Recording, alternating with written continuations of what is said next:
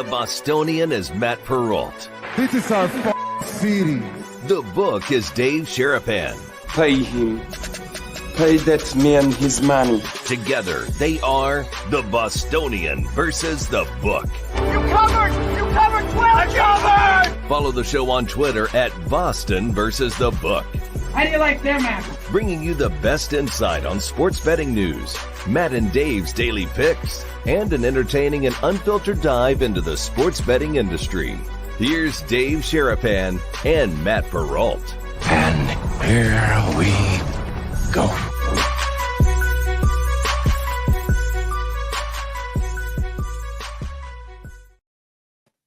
Happy Tuesday, guys. What's up? Welcome into the latest episode of the Bostonian versus the Book. Dave Sharapan, Matt Perrault with you live on YouTube, Twitter at Boston versus the Book, and we're replayed on Sirius XM channel 159 and YouTube TV or Sports Grid TV, YouTube too, I guess. Sports Grid TV each and every night.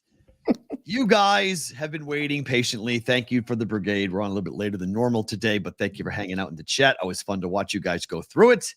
Harlem Globetrotters were in town last night. Dave, how was the show? Oh, man, it was great. Everybody that's here live right now, thank you for being here. Hit the like button, hit the subscribe button, ring the bell. Don't be a bum. Hit the thumb. Leave a comment on the way out. Hit the thumb on the way in. That way, everybody's held accountable. We're holding you accountable. I answered all the comments from yesterday's show. You guys answered those. Nice. Outstanding work. Show was great. I enjoy the show, but I know the show. I saw that show for the first time when I was 6 years old in 1977 in Pittsburgh at the Civic Arena. We sat close, tried to pull my brother, Doug, onto the court because he had a big afro like this. And brother Doug freaked out when Meadowlark Lemon, Curly Neal, and Geese Osby came over looking like giants. So they pulled me out onto the court, and I danced with them. I said, this is fun. I want to be a Globetrotter someday. So it still rings true to me. Funny moments last night. They found the kid with a big afro, a little baby infant, and they held him up, and they played the Lion King and pretended he was Simba. Place was very funny. And then some other little new wrinkles to an old show. I enjoy it. But, man, it's 98 years old, Perrault. 98 years old. They've been doing the Harlem Globetrotters. Even Jess said to me, how much longer are they going to go? I think for a long time. I mean, it's one of the last, like, I think the Savannah Bananas kept it, has shown the value in it that, like, people like to laugh. Yeah. And there's a lot of things that you don't go and laugh at. There's not a lot of things that are like really family friendly that you can sit with your kids and you're just going to laugh. It's going to be funny. It's not meant to be serious. It's meant to be just an entertainment night. Yeah. And the Savannah Bananas today put out, Madeline and I love The Greatest Showman. It's it's our movie. We watch it all the time. And so the guy, I don't know, it wasn't the head guy. I'm not sure who it is, but maybe like the star player of this year for the Bananas. They did the entire routine, the entire opening set of the movie. The team did it today and put it out on social media. It was it's phenomenal. I know you guys went last year to watch them. It's great. I just think there's still people want it. I mean, people want to watch this stuff. Maybe not in like the numbers they used to. And Savannah Bananas are like the hot new thing, but I think the Globetrotters will be around for a while. I don't think they're going anywhere. I'm still amazed at the skill level. I mean, they shoot those threes that are fours from the logo beyond like it's nothing. I mean, they came down. He made 4 in a row, 4 trips down the court. It's fun to watch. It's fun to laugh. If you don't like the Globetrotters, you don't like court storming. Probably right, JC from KC. You're probably right. Yeah. Don't be that guy. Oh, Yeah, Vince, I hope you can go. Dave got a chance to go last year here in Vegas. It's a tough ticket. It's really cool. Highly recommended if you like baseball at all. If you like movies that talked about the barnstorming era of baseball or something like that, like this Bingo Long Traveling All-Stars of Motor Kings is a tremendous movie. If you haven't ever watched it, Download it, watch it, do yourself a favor, but then go watch the Savannah Bananas. Kids are all in. I mean, like, they're looking at going to other cities to see them if they don't come here because they want to go experience the show. You find a sport they like, you make it fun. Those guys are super skilled too. They catch fly balls doing backflips. The pitchers pitch on stilts and different things. Like, it's crazy, the stuff they do, and it's baseball. So highly recommend it. It's baseball. It's the same way that, the Globetrotters are basketball, but it's one of those things that to watch it in person, like seeing on TV is one thing, but watching it in person, like watching the Globetrotters in person is way different than watching it on TV or watching 100%. it on YouTube. And so it's the one thing for, I think, our kids who spend a lot of time watching the quote amazing stuff on YouTube and the shorts and the videos that are all out there on social media. And then you take them to see it in person and you see it actually happening in front of you with no camera, no edit, no stop and start button. It's really happening. I think that's the big value of that. Yeah. Is showing that, someone doing a backflip and catching the ball. Well, you watch it on YouTube. The guy may have taken 15 attempts to do it. Right. This guy's doing it on one take in the game live. And it's fun. Like, I mean, they don't always perform it. Like, they don't always pull it off. So lost my house on the Generals money line, damn it. Them plus the points covered. They lost 113 to 109. They didn't win on the money line. They ran it right down to the end, but then maybe they're playing tight, closer games now. They want to keep within the margin. The margin. It was close. The guy on the Generals couldn't miss. I think he came down to chuck threes, and he kept making them. So the Globetrotters had to go down and make them. Like, it was close at the end. I mean, but I wonder if that's feedback. I wonder if they've gotten feedback from people saying, you know what, it would be fun if the game was kind of close at the end to see who's going to win. It's going to have the kids wonder versus like a blowout. I don't know, but at the beginning, I said, Kendall, you think the Generals are going to win? She's like, no, they never win. She's figured it out. So, it would be fun if they did. It'd be fun one day they just won. Man, like randomly stop the streak of 400, whatever it is, consecutive victories. And the Generals actually won a game.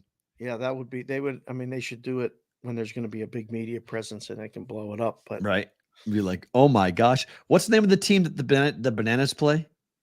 Party Animals. The Party Animals, and they added a third team because the Party Animals can't do all of the events now. So now there's a third team, a third foil that's in the mix. But I mean, when we were here, the Party Animals won. Really? Was it? Yeah, the Bananas don't always win. They're playing baseball. So if the pitcher's pitching and the guys hitting and they get popped up instead of singles, you can't fake singles and doubles and home runs and stuff. They play a game within all of the showmanship.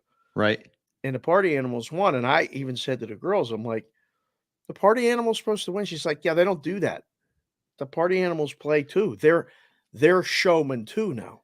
So, they have their own shtick. It's cool to be a party animal. And, there's guys that do the dances on their team and they have dance offs and it's tremendous. It's really good. Yeah. RJ, I'm not sure I'd call them a fake team. Like what Dave just said, like they're major league. Some of the guys have played in the league. Like there's Major League Baseball players who get signed to play for the Bananas. The tryout procedure for that is legit. Like you have to be able to play. You have. And then, he said on the 60-minute interview, the guy who started, he's from Mass of all places, but yeah, he said, he goes, look, when we look for players, I go for baseball talent first. Now the separator is, can you entertain? But if you can't play, you can't play with us. Like you got to be able to play. Correct. You can play the game of baseball. Then I'm going to say, okay, here's 20 guys who can play the game of baseball. 10 of them can actually perform. You 10 are on my team. You are the 10 that I want, but you all can play the game. So it's, you're right, Nick. Hunter Pence once played on the Bananas. Yes. I mean, he once played, not going to play now, but he used to play for them. Even the home plate umpires, you need the umpires and the cheerleaders and everybody else. They got to be entertainers around as well. Just like the referees at the Globetrotters are part of the shtick. Oh, without a doubt. They all got to be in on it. Without a doubt. Yeah, it's And they bring in different people, from different. So when they came here, they brought Your brother said they're called the Firefighters. Oh, The third team they brought in, it's called the Firefighters. okay. That's it. Cool. So party Yeah. animals and the Firefighters. It's fantastic. Shane Victorino, who lives here, Yep. played in the game here. They brought That's him awesome. back. So, he came up and hit a double. Bill Lee, 77 years old, comes out and pitches an inning or two. I can't believe how many times Depending on I've met Space. I've met Spaceman like 18 times. Like you just see Bill Lee in New England. You just see Bill Lee everywhere. Like he's just Billy's everywhere. He spent the summer with the Savannah Bananas last year. So that's phenomenal. It's Good just neat. good for When Billy. they were in Oklahoma, they brought in Jessica Lowe, who is the home run leader for college softball. And she came up and hit. Place goes crazy. You bring in a local known superstar, the place goes crazy. You make everybody's night, because now you're part of the community. John Cena played with the Bananas? Cena must have done a show. Yeah. Wow. It's gold. It's fun. And the merch is nice. I spent a couple hundred on merch. Of course. They got me what they didn't get in the tickets, they got in the merch. Right. Yeah. Well, I mean, got me last night. I got this shirt, last night. I had the hats already. I had the hat. Okay. Yeah, got the shirts. It's good. Yeah, it's good. So, I mean, look and see when they're coming to your town. I know the Bananas start, I think tonight or this weekend that they start back in the South. So they're starting back up again on their tour. So, yeah, they're playing. Time of year.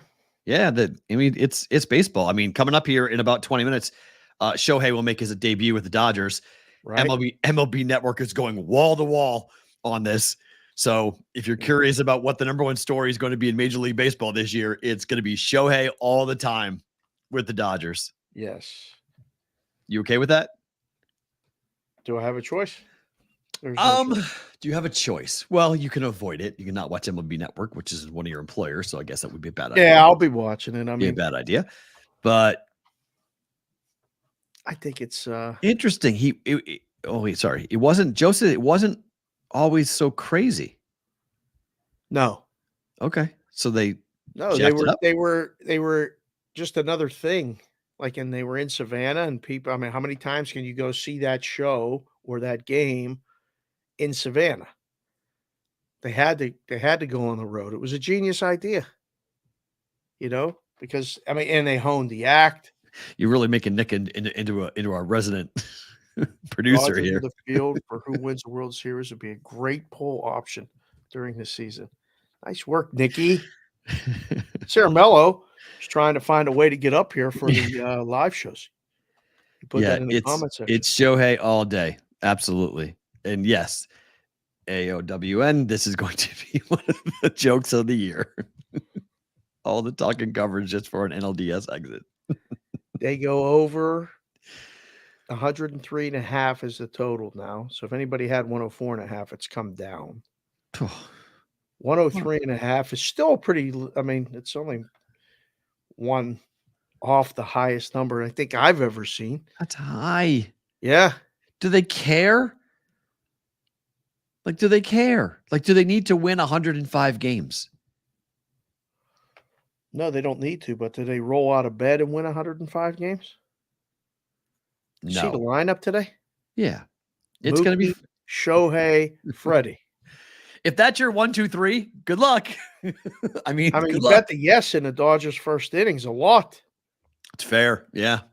It's going to be. That's as good of a top 2, 3 than I can remember. That's good. Right? I mean, it's unbelievable. I'm trying to think about, if I'm Mookie, does that make Mookie's home run numbers come down because he knows what's coming up behind him? So he may not try to hit as many home runs. He may just try to get on base because he knows he's going to score. He may lead the league in score in runs scored. May lead the league in a lot of things. I mean, he's going to get on base a lot, right? And if you're a starting pitcher, which one do you want to pitch to? Well, you pitch to Mookie. Whew. And then Mookie gets to pitch to Mookie now.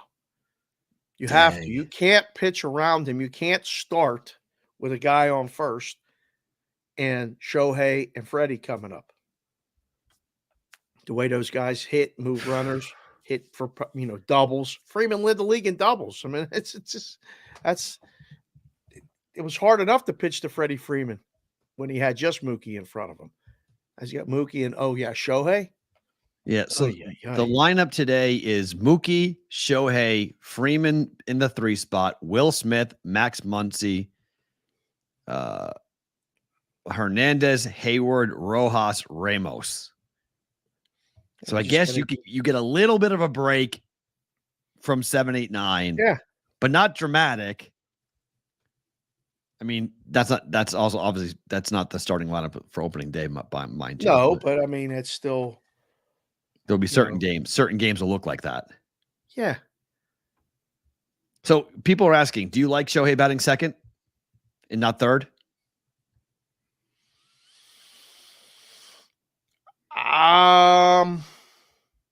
With Freeman's doubles and all that other stuff, I think yes, but I don't know. Do we want Shohei? Like, we don't really want him having to go from first to third a lot and all that other stuff. Like, not that I want him in a bubble, but I don't need him being the base runner that the 2-hole usually is. Right. So I would agree. Put him in 3 in a run producing spot. That's I can where see them switching. Yeah, that's where I think he'll hit. I think he'll hit third. I'm not sure. I'm not sure. If you really want to mess things up, lead off with Shohei. What? Put Mookie second and Freddie third. Watch what happens. Gets even harder because it's lefty, a righty, a lefty. And you go, all right, how do I even pitch Shohei as a leadoff guy? But he's going to get the most at-bats in a leadoff spot. That would mess everything up. See, Mookie's a natural 2-hole hitter. Right. That's what I mean. Like I would bet somebody else first. I just don't know who I'd bet first because I would bet if I was making the lineup, I would find someone to bet first, someone who I really can trust to get on base a ton. I don't think Gavin Lux really is the guy for that, but maybe. They don't really have a true leadoff hitter per se, but I would put Mookie 2, Shohei 3, Freeman 4, Muncy 5. You could do what the Phillies do and put Muncy at the top of the order. Okay, fair. Like Schwarber. Okay. He ain't your typical leadoff hitter, but he'll get in and he'll lead off bomb. Right. 12 times. Yeah, I don't mind that. I think I like 2 Mookie, 3 Shohei, 4 Freeman. If I was making the lineup, that's how I would do it because I want Shohei up in the first inning. I want him up with runners on base. And I want Mookie to get a pitch to drive in the 2-hole. And because he can go yard. I mean, Mookie's numbers in the 1 spot will come down from a home run perspective. I want Mookie being able to hit home runs. Just looked out in the chat. Mikey Awesome said we're never getting off late night because we keep saying 2-hole. It's a baseball term, Mikey. Yes. Industry term. 2-hole hitter. Man, I mean, Shohei leading off. Right? Kike, is Kike back on the Dodgers now? Yeah, he is. That's right. The Sox traded him. Yeah, Kike to lead off. Okay. I like that a lot. Kike to lead off. Ooh, I like that a lot. Kike leading off. Mookie second. Shohei third. Freeman 4. Muncy 5. Yeah, that's going to score 1,000 runs. That's just going to I mean, that's something you would do playing a video game. You would build a lineup like that. A lot. Like that's just ridiculous. A lot. How many home runs do you think realistically Shohei hits this year? 40? All he's doing is hitting. Wait, we're blacked out on the MLB network from the White Sox and Dodgers here. Well, that's because you have to watch it on LA Sportsnet. That's why we're blacked out. We're always blacked out in MLB network games, especially with Shohei games. They're going to exercise their right now with Shohei. You better believe they're gonna be exercising their blackout rights. You're like, oh, you want to watch it? That's good. You got to watch LA Sportsnet. You're not watching it nationally. Oh, great question, Gorov. The Dodger record is 49 home runs for individual. Yep. Wow. Can Shohei Ohtani hit more? Huh.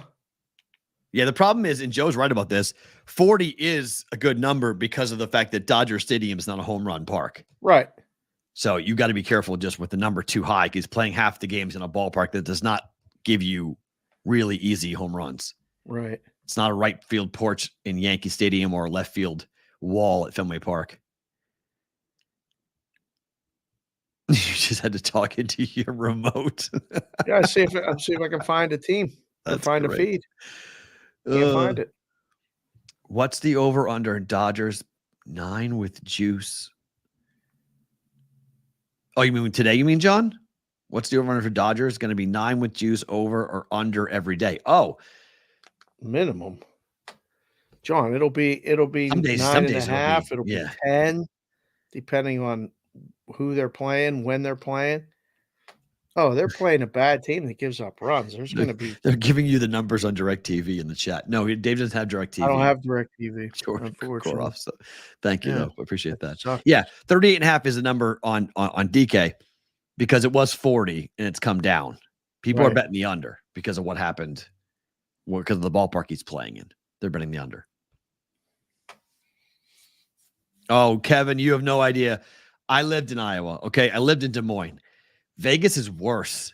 If you can believe it, Vegas's blackouts for baseball is worse than Iowa. Blacked out from 6 teams. It's absolutely embarrassing.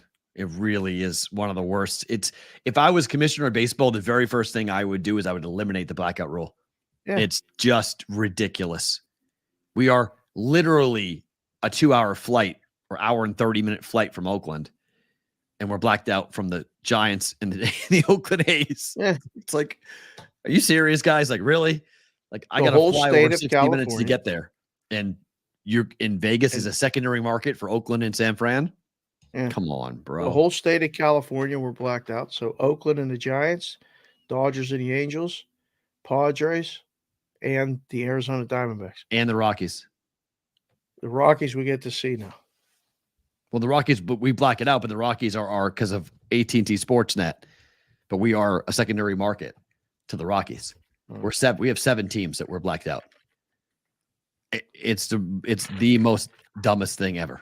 There's 7 teams that get to claim Vegas being a secondary market. The only good reason why the A's would come here is that would go away.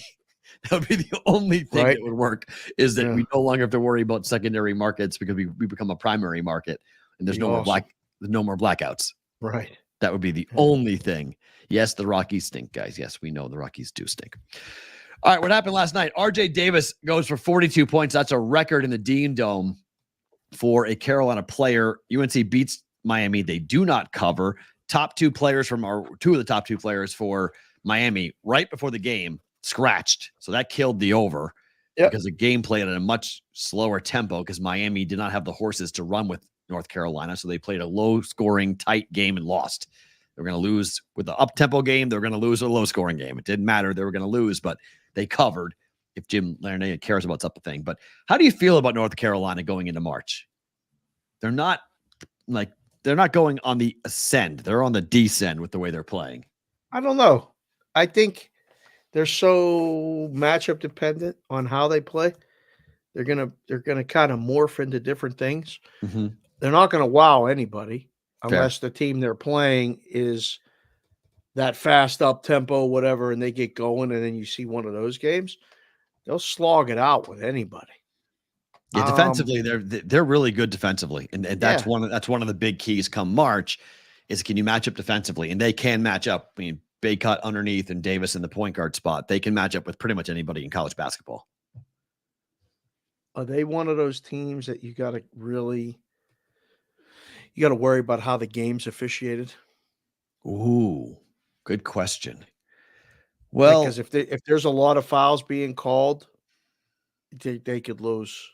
So they hit 70. They hit 75% of their free throws. So they can hit their free throws, which is good. They don't put their opponent on the line all that much, which is good. They don't foul a whole lot. But yes, you're right. I mean, if they're not the toughest of teams, I'll say that. Like they're not like a St. John's, like gritty, hardcore, hard-nosed type of basketball team. So they play Houston. they get killed. Right. That's what I mean. The matchup Houston kills them. Right. Like Houston would kill North Carolina because they're not tough enough to handle a team like Houston. They're the number one team. First time this year, Houston gets that little number one number next to them, which means they're now the new hunted team in college basketball. But I found this today, Dave, and this is just, we've talked about the AP poll and how big of a joke it is. This is real. And I'm sorry to call out a fellow media member, but it's got to be done. This is a guy, Brett Bloomquist from the El Paso Times, is an AP voter. Mm-hmm. This guy voted Arizona State 9th on this week on his poll. But Arizona Arizona State send it in 9th. Like, how do you do this? Like, there's no recourse for this. But what? Because he lives in New Mexico, he sees a lot of Arizona State games, and he thinks that they're highly underrated. Like, putting Arizona State over Kansas and Duke is ridiculous. Like, what? This is why, again, we talked about it a bit yesterday, but I really feel like hopefully one day, like, we just come up with like a panel of bookmakers, and they get to do all of this. They're the ones who be making the polls. Power ratings mean way more than a guy in some paper writing who put together his top 10 list and puts a 14-14 Pac-12 team as a top 10 team. Like, what are we doing? Vic Ferrari just came in the chat and said, "Let's go Sun Devils." Good one, Vic.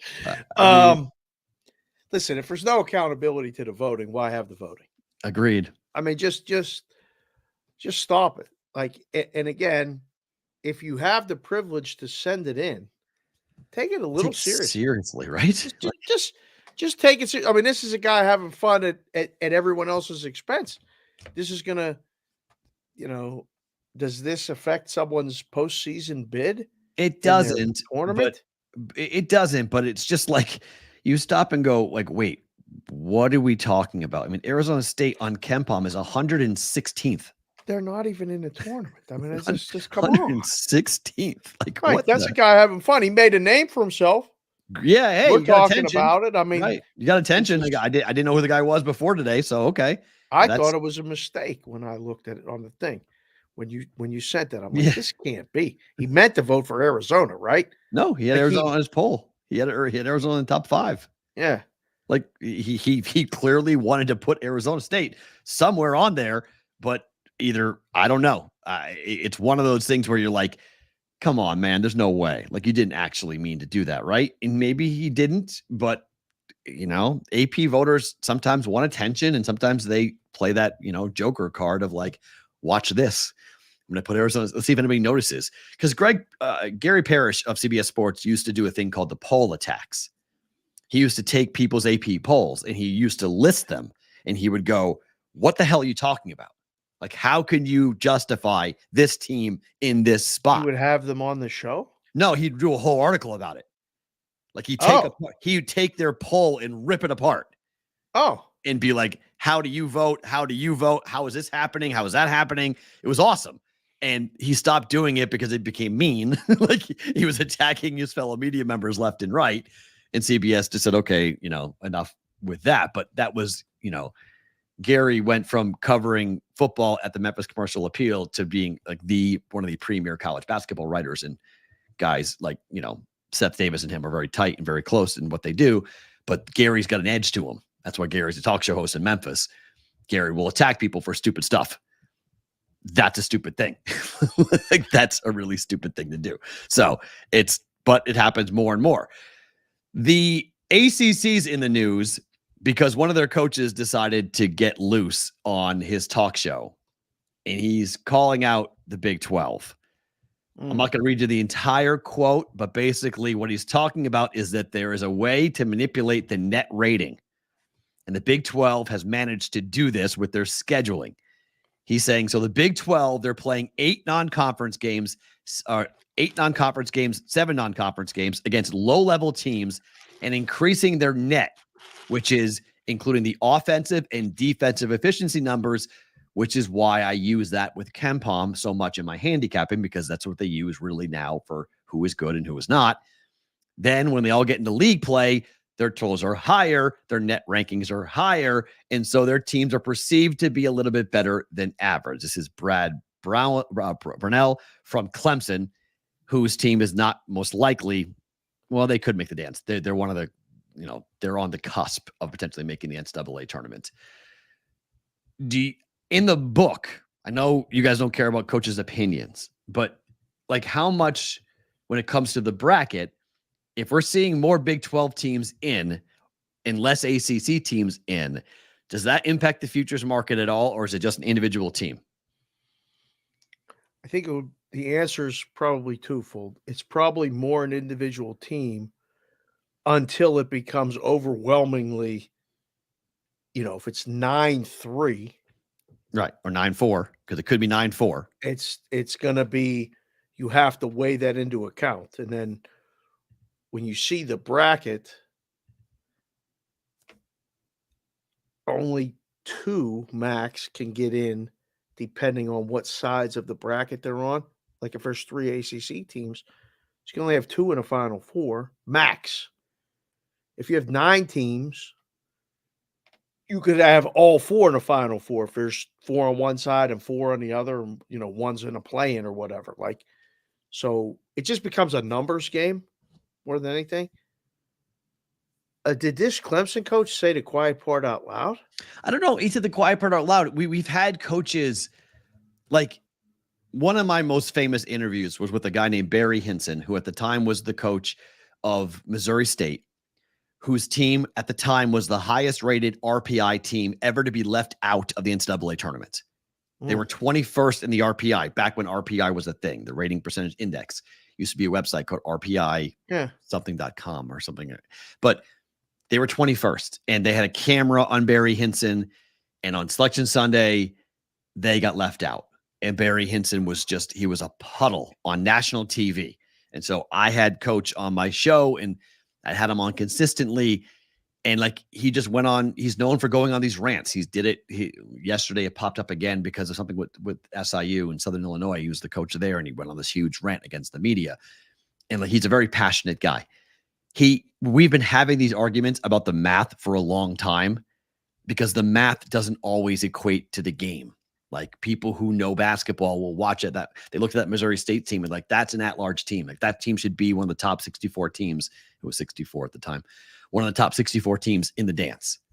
So you look at some of the ACC teams, and Virginia's a team that belongs in the tournament. I watched Virginia, and I'm they belong in. I watch Clemson, and at times I'm they belong in the tournament. I watch Va Tech, and they play tonight against Syracuse, and you watch them on the road, and you're you're garbage. You don't belong in the tournament. You don't belong to get an at-large bid. So just because you're from a power conference team doesn't mean you get in. But the math manipulation conversation has been going on forever. That you guys don't play anybody in the non-conference, and then you get in a conference and you beat each other up, so all your numbers get higher and everybody gets to get into the tournament. So I don't know if he said the quiet part out loud, but it's the first time we've heard this in a while, that a conference is manipulating things, and it reeks of jealousy. ACC used to be the big boy for years and years. Now it's the Big 12. Maybe. I don't know. These ratings, I used to do it with B Howe every week when we were doing 8 in the Box. He'd come with these rating numbers and all this other nonsense. And I'd be like, the line's 4. You land or take. It's all that mattered. And that's all that really matters out here. It's funny. I ran into Kenny White last night at the game. We were joking, what would the line be with the Globetrotters and the Generals? It was 10.5, 11. Long-time handicapper, Kenny White, by the way. Yeah, Kenny White. He did the numbers for Las Vegas Sports Consultants, LVSC. Now he's on CBS Sports and talking about this stuff. I said, how's the college basketball been? He's like, man, he goes, as wide open as ever right now. That sums it up. They can manipulate all they want, or in other conferences can say they are. It ain't helping them in March. I don't think it is. Here are your latest FanDuel numbers as of this morning to win the national championship. That top line of UConn, Houston, Purdue has been pretty much the consistent through the last, I don't know, 2 months. Forever? 2 months. Right. The second and third lines are the interesting ones to me. Look at Auburn at 20-1. They were 50-1 about, I don't know, 7 weeks ago. Some people have some really big tickets on Auburn to win it all. Now, do I think they win it all? No, but look how tightly bunched these teams are from Arizona to Illinois. 13-1 to 35-1. And any one of those teams, if they cut down the nets, if Kansas cut down the nets, if Kentucky cut down the nets, if Duke cut down the nets, Marquette, Arizona, North Carolina. I mean, I think the biggest shockers in there would probably be like Baylor, Creighton, Tennessee. But anyone else, I mean, this is absolutely wide open. So if you look at that list, you could count 12 teams from that second line down to Baylor. Yep. And the lowest number was 13-1. So I'm not saying to do this, but you could bet them all and still make money. But at the top three teams, you mean by fading? You got to beat the favorite. This is what horse racing guys do. Analogy. And I'm not a horse guy. So before you guys call me a horse guy, I'm not a horse guy. Okay. But you always try to beat the favorite.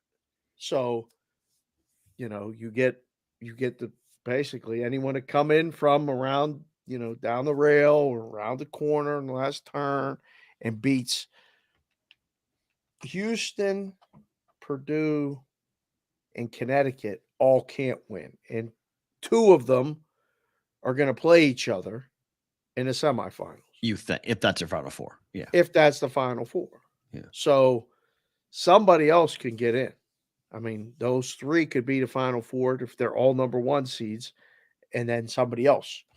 Well, if you have that somebody else at a big number, you'll be able to get out of the bet, ride with the bet. You bet a bunch of those knowing that they're going to go to the can. But I can't believe it. That was great. I hadn't looked at the past the 6 in a week. That past the 6 market has opened up. Yeah. Oh, I mean, it's Iowa State, Alabama, Creighton, Kentucky, Kansas, Illinois. Those 6 teams, all 6 could make the Final Four. All 6 could make it. You could put you in a spot where you will be. I mean, I have a 30-1 ticket on Creighton. I have a, what do I have? 15-1 on UConn, on North Carolina. I have a 12-1 on Arizona, and I have a 20-1 on Marquette. So the numbers are pretty much right where I am already with 4 teams, but I'm definitely eyeballing Kentucky at 30-1. Yeah. I'm eyeballing Kansas at 35-1, Illinois at 35-1. Yep. I mean, that line right there of Kentucky, Kansas, Illinois, if that was 3 of your 4 Final Four teams, nobody would be stunned. Not at all. Be like, okay, like that's brand names, hot teams, power coaches. Yeah. You can see it. Like we could be in for one of those insane marches where, like, not to say Houston and UConn lose in the first round, but like in the Sweet 16, we might only have like 2 1 seeds, and then by the Elite 8, we have none, and all the 1 seeds are gone. I'm seriously. There's days where I'm like, I miss being in the book, or miss being. Like March Madness, you literally put up the numbers and you could turn it on autopilot. You don't have to do anything because it's usually close and it's hard and it's this and it's that. This year, I would set the numbers up in paint and just let it go. Right? Go like this. Go ahead, come and bet. We're going to have Kentucky playing Kansas in the second round. CBW, I'm going to say this. If we somehow get to the Final Four and on Monday night, the championship game, if the Jays are there, we'll be there Saturday for sure. I will then stay in Arizona. For sure. And I will try to go to the national championship. 100%. If the Creighton Blue Jays win the national championship. Oh, I don't even know what's going to happen. I will be in the locker room. That's what I will bust down a door to get into the locker I 100% will be documenting the whole thing. I would be going absolutely he gets loose. crazy if the Oh, that Jays will win the national be championship. I would be so excited. all-timer. All Oh my timer. God. I don't know. It would be a weird one for me because like I want it so badly, but I didn't go to Creighton. I'm not from Omaha. Like there's all these different I'm so close to the program because I've covered it for so long. It would be such an amazing accomplishment for all of the people who have watched that school play at the smallest of levels. Even making the Final Four would be stupid. Like if they're playing in Arizona, I'll fall over. Like it'll be awesome. I'm going to be betting against the Jays from the Sweet 16 on. Like I have a 30-1 ticket on them. I'm just going to go ahead and start betting against them come the Sweet 16. So, look, you guys can say this all you want, but you are forgetting that the Jays were a layup away from the Final Four last year. A layup away. You forget the San Diego State game. I understand that people think like they're anti, but I'm just telling you, you are forgetting that the draw matters and how you perform matters, and playing in conference is much different than playing in the tournament. And Coach McDermott is a hell of a coach in tournament play.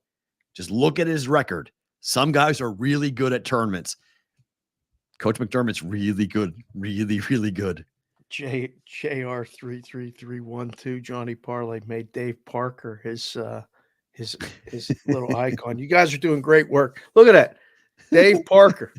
That's from if you hear some noise, it's just me and the boys. Bob. Defensively, I mean, teams when you're looking at the bracket when it comes out, if you want to know what I do I always look at the head coach.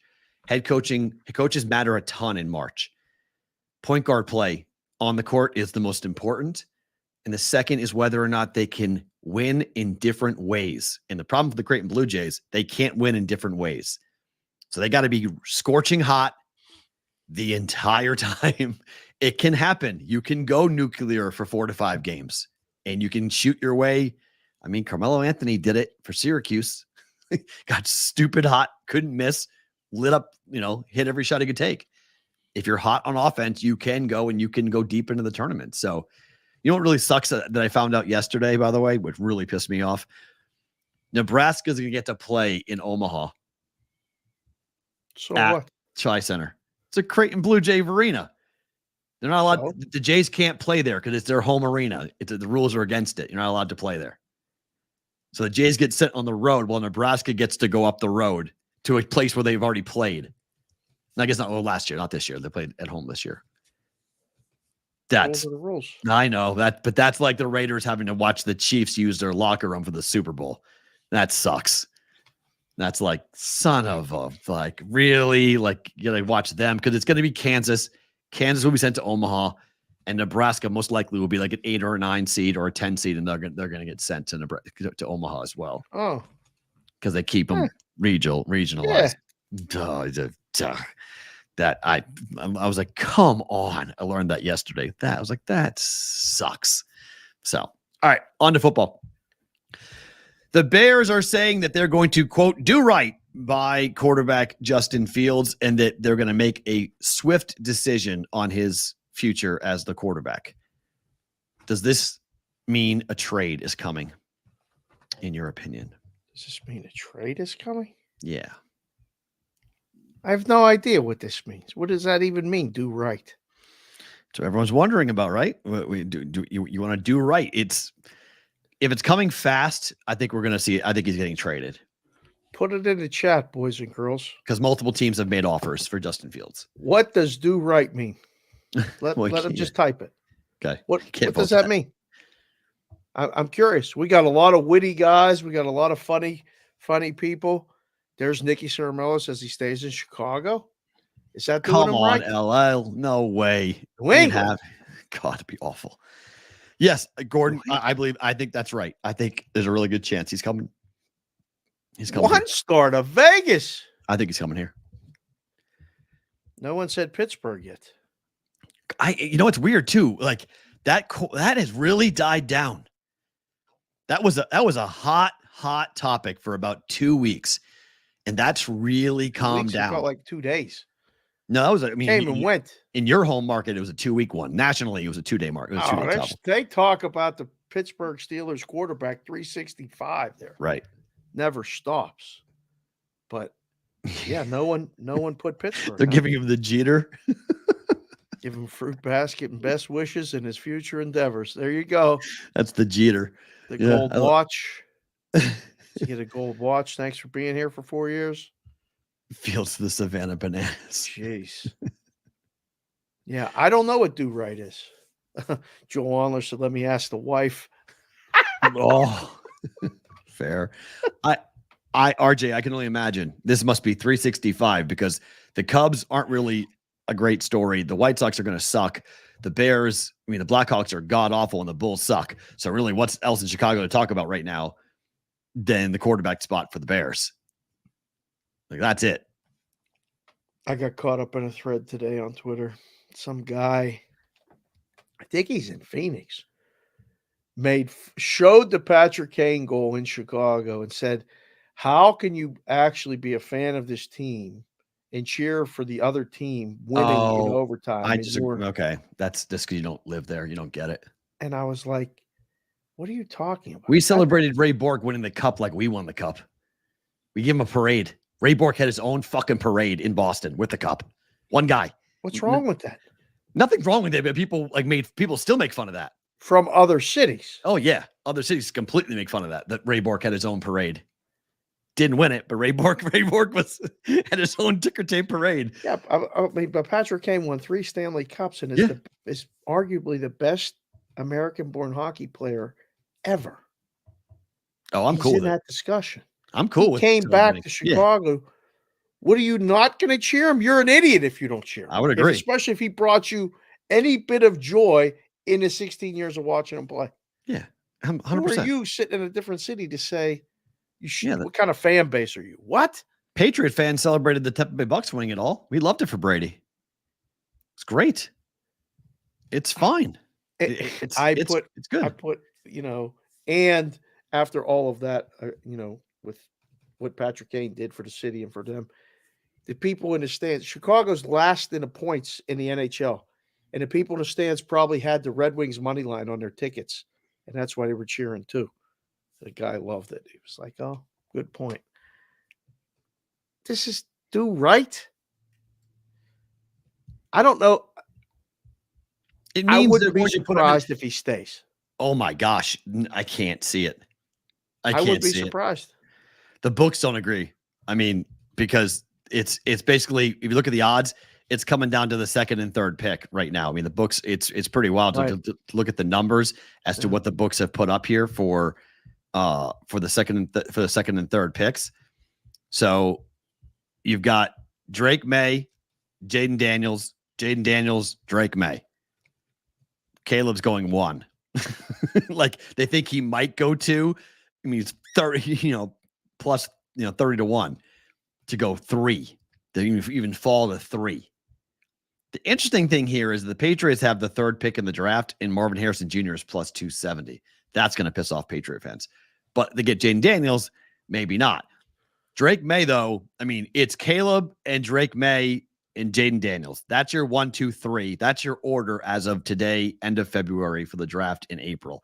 And I'm not sold that that's going to change between now and then. Maybe Marvin Harrison Jr. comes up and becomes part of it, but I don't think we're going to see like a dramatic swing in that with 2 and 3. But quarterback. The Patriots' new GM / director of personnel held a press conference today in Indianapolis in which he basically said, without saying it, that both Mac Jones and Bailey Zappi are gone. So, that's why he essentially said, we need a quarterback who elevates the talent around him, and we need a quarterback who's not going to show up his opponents, show up his teammates when things aren't going the right way. Oh. Which is basically what Mac Jones did consistently last year for the Patriots. Wow. Didn't raise his opponent, not very athletic, and ripped on everyone, including the coaches, when things didn't go right. So the prevailing opinion is the Patriots just opened the door and said, see ya. And we learned that the Patriots' new director of personnel has final say over the roster. Not the head coach, not Gerard Mayo. Wow. So Gerard Mayo might go, "Hey Mac, you're my guy. Come on." But it's weird because the Patriots for so long, Belichick wouldn't say anything in Indianapolis. Like he was like state secrets, like Right. get away from me. Right. This guy basically like laid out the blueprint as to what they're looking for in the next quarterback. And we learned that Gerard Mayo is going to be given training wheels. Like you're going to be a part of it. You're a part of this, but like Robert Kraft is not comfortable handing him the keys, or anyone for that matter, the keys to the kingdom again. He's going to Kraft very well might be, as I've told you on this show. He's becoming Jerry. He's becoming Jerry Jones now. Just saying. Oh God. I've told Patriot fans, I don't want to see. Look at the Dallas Cowboys. Look at the Dallas Cowboy fan base, and it's like watching your grandfather. Like that's what you're going to be. Like you're going to turn it. We're going to be them. We're going to be. I'm 47. I'm going to be 67. You know, MFing the Robert Kraft family, because Jonathan Kraft is only like 50. So he's going to run the team for the next 40 years. He's not, what the hell else is Jonathan Kraft going to do? See how much he's in the dynasty? Jonathan Kraft talks more than Robert does. That's on purpose. They want to make sure everybody realizes that the heir apparent is sitting right there already. Okay. Oh, yeah. Jonathan Kraft's going to have Robert's getting up. Robert's time is almost done. He's still there right now, but he's slowing down. And at some point, Jonathan Kraft's going to be the guy, and he's going to be the owner, and he's the one that's going to call the shots for the Patriots. And I think we're going to be in trouble. Oh, that's awesome. Just, I think. For all the people that love the Patriots as much as just saying, I hope I'm wrong. I hope Gerard Mayo is going to do amazing things. I'm just, if I die with 6 championships, I'm not going to be surprised. That's all I'm saying. That's all I'm saying. I don't think I'm going to see another one. I'm good with 6. I got 6. I had a ball. The dynasty is, as our friend Fitzy calls it, it's Pat's porn all the time. And it's tremendous to watch. So I'm just going to take that with me and be happy with those memories. The Broncos and Sean Payton today said that within 2 weeks before free agency starts, Russell Wilson will be told what they're doing with him.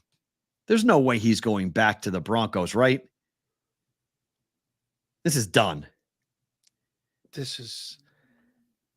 It would be more surprising if he goes back to the Broncos than if Fields goes back to the Bears. The hit for me is monster. I mean, it is a monster salary cap hit if they trade him or get rid of him. I don't know. Put it in the chat, boys. Where's Russell Wilson end up? And don't say Steelers. Right.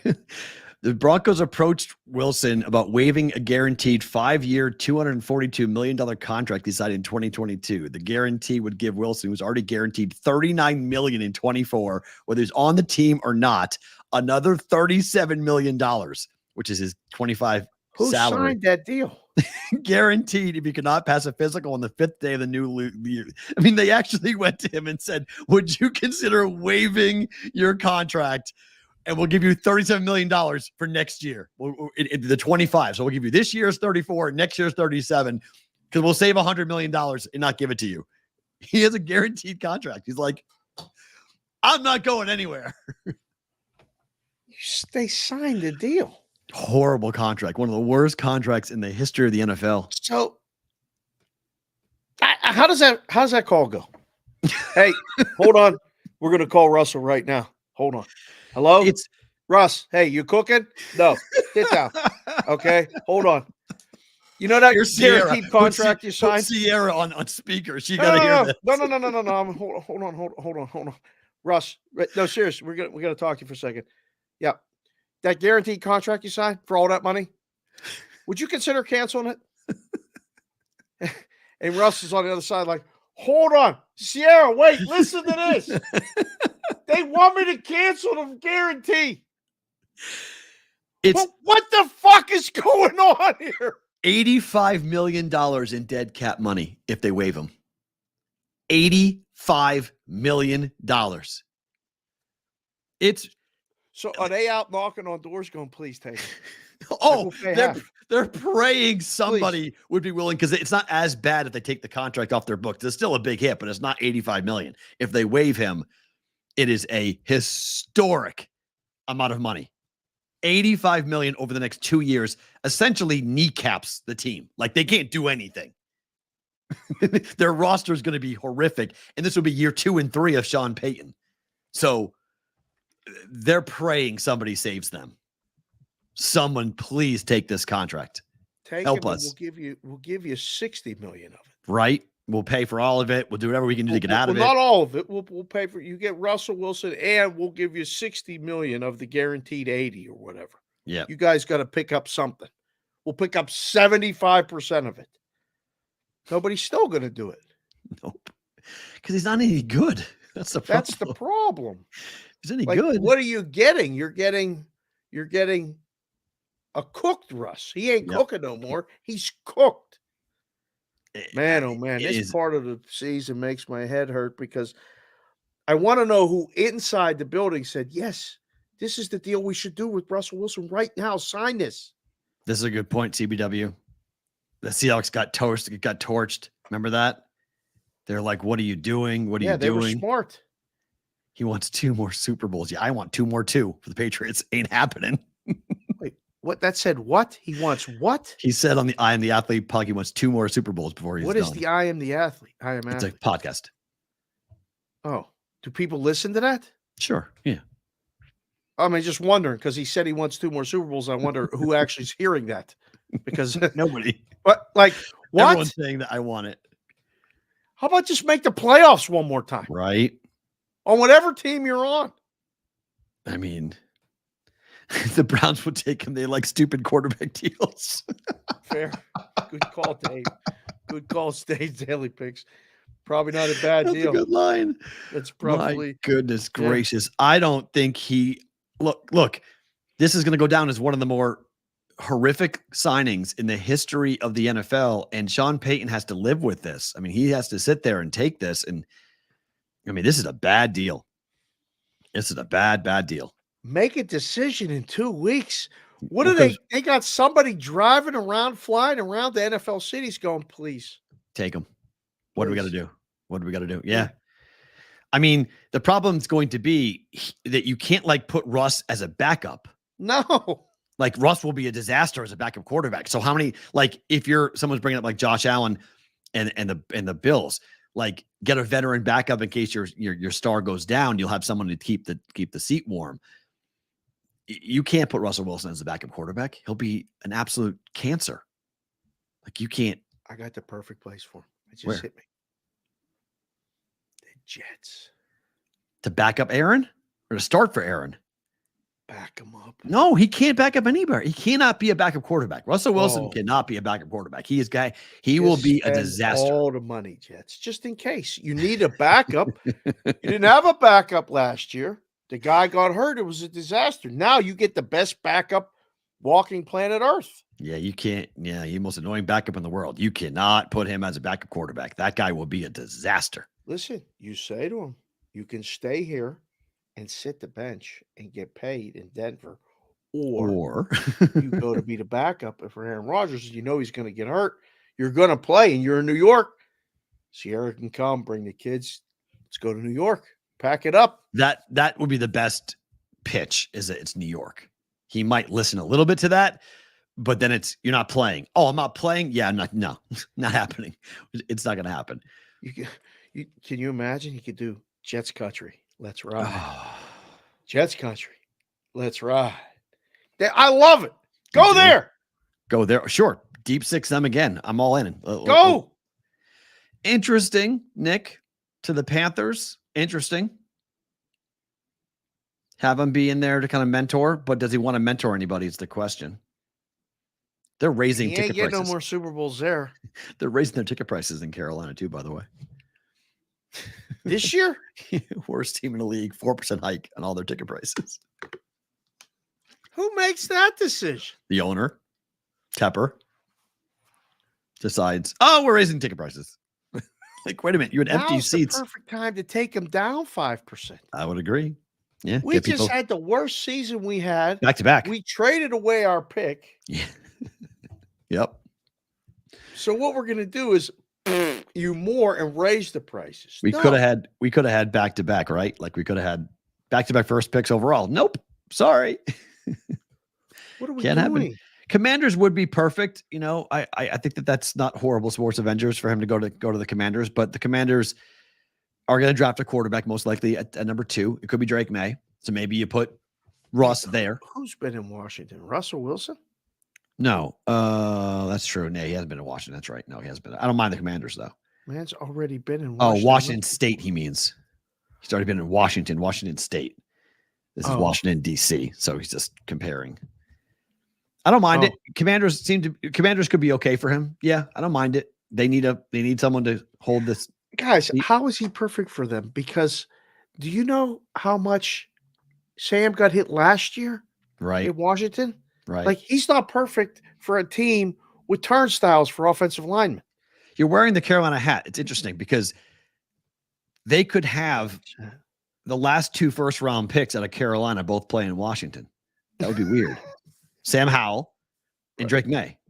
And Drake May was recruited to go to Carolina from Alabama when, kind of surprisingly, Sam Howell went out, declared. So once he declared for the draft, that's when Sam Howell flipped from Alabama to Carolina and became the starting quarterback immediately. So that's funny that the Commanders could be a place where it all kind of lines up with your Carolina hat. It becomes the Washington Tar Heels. I don't know about that movie. Oh, and Dan Quinn, that's a good point. And Dan Quinn being the coach of the Commanders, knowing Russ from his time in Seattle, that's not bad. Guys are making a good case. That's not. The Commanders may be a decent landing spot for him. That might actually make sense for him to wind up going there. Huh? We'll have to watch it because it's not going to end. I mean, if they get Russ, they don't go draft a quarterback, do they? No, they do. I think because what they would do basically is, play him for a year, and then they'd have to figure out what to do with Russ. So Sam Howell, bye-bye. Yes, that would be the one that would be gone. What? I don't know if Sam Howell can. If you're Sam Howell, are you comfortable having Drake May behind you? Like Russ at least knows he's on the back 9. Sam's in the prime of his career. Sam's like 4 years older than Drake May. I don't know. Yes, if you're confident in your ability and like you're confident in if he beats me out, he's going to play. Okay, but he could get hurt. He's a young guy. He could have a bad couple starts. So Brendan put me back in. Like, that's why I think the dynamic, yes, you're pissed off at first when you compete for the job and you don't make it. But, like, if Kenny Pickett and Mason Rudolph go into the Steelers with an even competition and the better guy plays, the other guy, yeah, you might be upset, but you can't have a beef. Like, so if they draft Drake May and bring him in and he beats out Sam Howell, what's the worst that could happen? Sam Howell's 1 year into the league, not playing, behind a guy who's perceived to be better. Okay, stay around, be a good teammate, find your way out to another team, or accept the role. I don't mind Sam Howell. Your point about him getting hit a lot last year is absolutely correct. Oh, he got battered. Oh, he got completely and totally battered last year. You watched him play. I mean, he was getting up and his helmet was sideways. He's looking through his ear hole. And they're like, killed. Oh, Washington stinks. Washington's getting killed. Sam's getting destroyed. And they do have good receivers. I like Washington skill players a lot. It's just the line was complete garbage. And Sam got hit a lot. It's true. So we'll watch that. Front page story, ESPN.com this morning. I found this to be interesting. Does the NBA have a scoring problem? In the article, it cites the fact that this is the highest scoring league average year since 1969, 1970. We've seen more 70-point games, more 60-point games, that players are going crazy, and there's nothing that the league. When did offense become bad? Thank you. Tell them. I got the listening glasses on because I was going to say it. You say it. When did offense become a problem for any league? Like, all these leagues have done are pass rules to make it more advantageous for the offense to score. Yes. I mean, the Chiefs during the regular season were the number 1 most penalized team for holding calls in the NFL. In the Super Bowl, the last 2, they've had 0 holding calls. Coincidence? because they want offense in the Super Bowl. Right. They want offense. Like leagues, I mean, the hand check rule has been taken away. You can't put your hand on a guy in the NBA anymore because if you do that, that's an automatic foul. Wow. You know, player control foul, freedom of movement. You've heard all these things in college basketball. They tried college basketball to open it up. In the NHL, they got more ticky-tack penalties than ever before in the NHL to give power plays. I don't understand this idea that there's a problem because the headline is, should the NBA do something about it? I'm like, do something about it? What's the NBA is not going to do anything. More but games on TV is what you should do. And then odds makers make the totals higher. Although it's on an under run right now. Well, and that's why I'm going to bring this up because you quoted this, Matt Jacob, who covers the gambling world. The NBA since the All-Star break is 29-10-1 to the under. Yep. That's 74.4%. Yep. Have games that have gone under, including a 10-0-1 on Sunday and an 8-2 run to the under on Friday. Mm-hmm. So are we seeing the numbers getting so high that the books are just putting it up on a shelf that no team can get at? Well, yeah, I think, one, it's being bet that way. Okay. Right. So does the NBA have a scoring problem? Absolutely not. Does the NBA have a defense problem? Maybe. Defense is not being played as much as it was. The NBA have a 3-point shooting problem. They love to shoot the threes. So the game is changing. There's more 3-point shots being taken now than ever. And they're making more of them. So the score will go up. I remember when we were doing cash considerations like 6 years ago. Alan Berg came in and we did our NBA segment. And he goes, Dave, 3 is more than 2. Right. And I said, yeah, I know, but you're good with the math. What does that mean? He goes, the guys have figured out, the analytics guys, they'd rather shoot 3s than make 2s. Yeah. So you have to adjust the totals. Perfect. I mean, most NBA coaches and most college coaches now that you talk to will tell you that they want every shot inside the paint or every shot outside the arc. Yeah. That's where they want every shot. Yeah. Layup. They want a layup or a 3. Nothing else in between. Right. Which I still think if you can make those shots with consistency or create those shots and make those shots with consistency, you'll prevent those long scoring droughts, the other team's big runs. You'll be in more games. But you're right. I think it's not a part of the game. It seems like it's not a part of the college game at all. Right. Because, I mean, a shot inside the paint is a layup mostly, right? Or a trip to the free throw line. Right. Or a foul. So you're attacking the rim. When you attack the rim, it's a high percentage shot. So even if you miss, you're going to make 75% of those shots. You go behind the arc.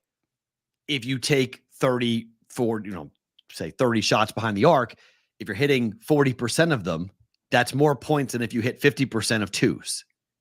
So that's how they've calculated the numbers, where lower percentage, higher value. That's why it's better to shoot a 3 than a 2. I mean, Coach McDermott says all the time, like, he gets mad at his players if they shoot a 16-foot jump shot. He's like, what the hell are you doing? It's like, just step back and shoot the 3. Right. Like, don't shoot a 2, shoot a 3. They want you back behind the arc. So that's the way the game's played. Steph Curry has changed things. The Warriors changed things dramatically. But you still have players that will attack the rim. And those are still players in the NBA that do, have Anthony Edwards comes to mind. Guys with amazing athletic ability, put the ball on the ground and go, and then explode to the rim. And they normally get to the rim with high percentages and they score a lot. Teams aren't defending the rim the way they used to. 7-footers shoot more 3s than block shots. That's insanity. That doesn't even make sense. Say that again. 7-footers in the NBA shoot more 3s, hit more 3s than they do block shots. I didn't even know what planet we're on. That's just where we live. It's just we're in a crazy, wacko world. But that's the NBA. The NBA is not about defense; it's about offense, and they've built it this way. And you've drafted this way. Victor Wembanyama is 7'4". He shoots 3 to 5 threes a game. Yeah, that was a good bet the other day. Went over. No, it didn't. It went under. What do you mean? He made 3. Oh, I'm sorry. I bet it twice. Sorry. I bet it again. I bet it 2 times. The next time it didn't hit. Oh. I hit it once and I came back and bet it again the next time and I parlayed it with his points. Okay. I got cute and said, all right, so it hit last time. We're going to go over 1.5 made threes and we're going to go over 23.5 points. He ended with 22 points and 1 of 3 on threes. Hit one more 3, hit both bets. Pissed me off. Damn it. So it's just one of those things. All right. We'll get to the games here in a second. They'll take place tonight, but I want to bring this to normally I would put this topic at the end of the show in bonus time, but I thought it might be appropriate to talk about it during the main part of the show, just because it is, I don't want to say it's the number one topic going on right now, but it's a pretty darn big topic in the sports betting industry. Yep. That Saturday Night Live did a swipe, a take, a skit on the Rock Bottom Kings, where bettors can place wagers on how their friends will lose money gambling. And I think by now everyone has seen this. I'm not going to play it because of the YouTube strike potential that comes from copyrighted material. But by now, everybody, you can search Rock Bottom Kings and you'll find it in 2 seconds. It'll come up really quickly. There's an account on the Twitter now, Rock Bottom Kings. Brilliant. Smart. They're following us. Oh, they really? Brilliant. Yeah. That's tremendous. Good. Yeah. So shout out to you. Smart. Rock Bottom Kings, for following us on Twitter. So what is, I think there's something greater to talk about other than like they nailed the industry. They got it right. I think we should pay attention to the fact that SNL even did this.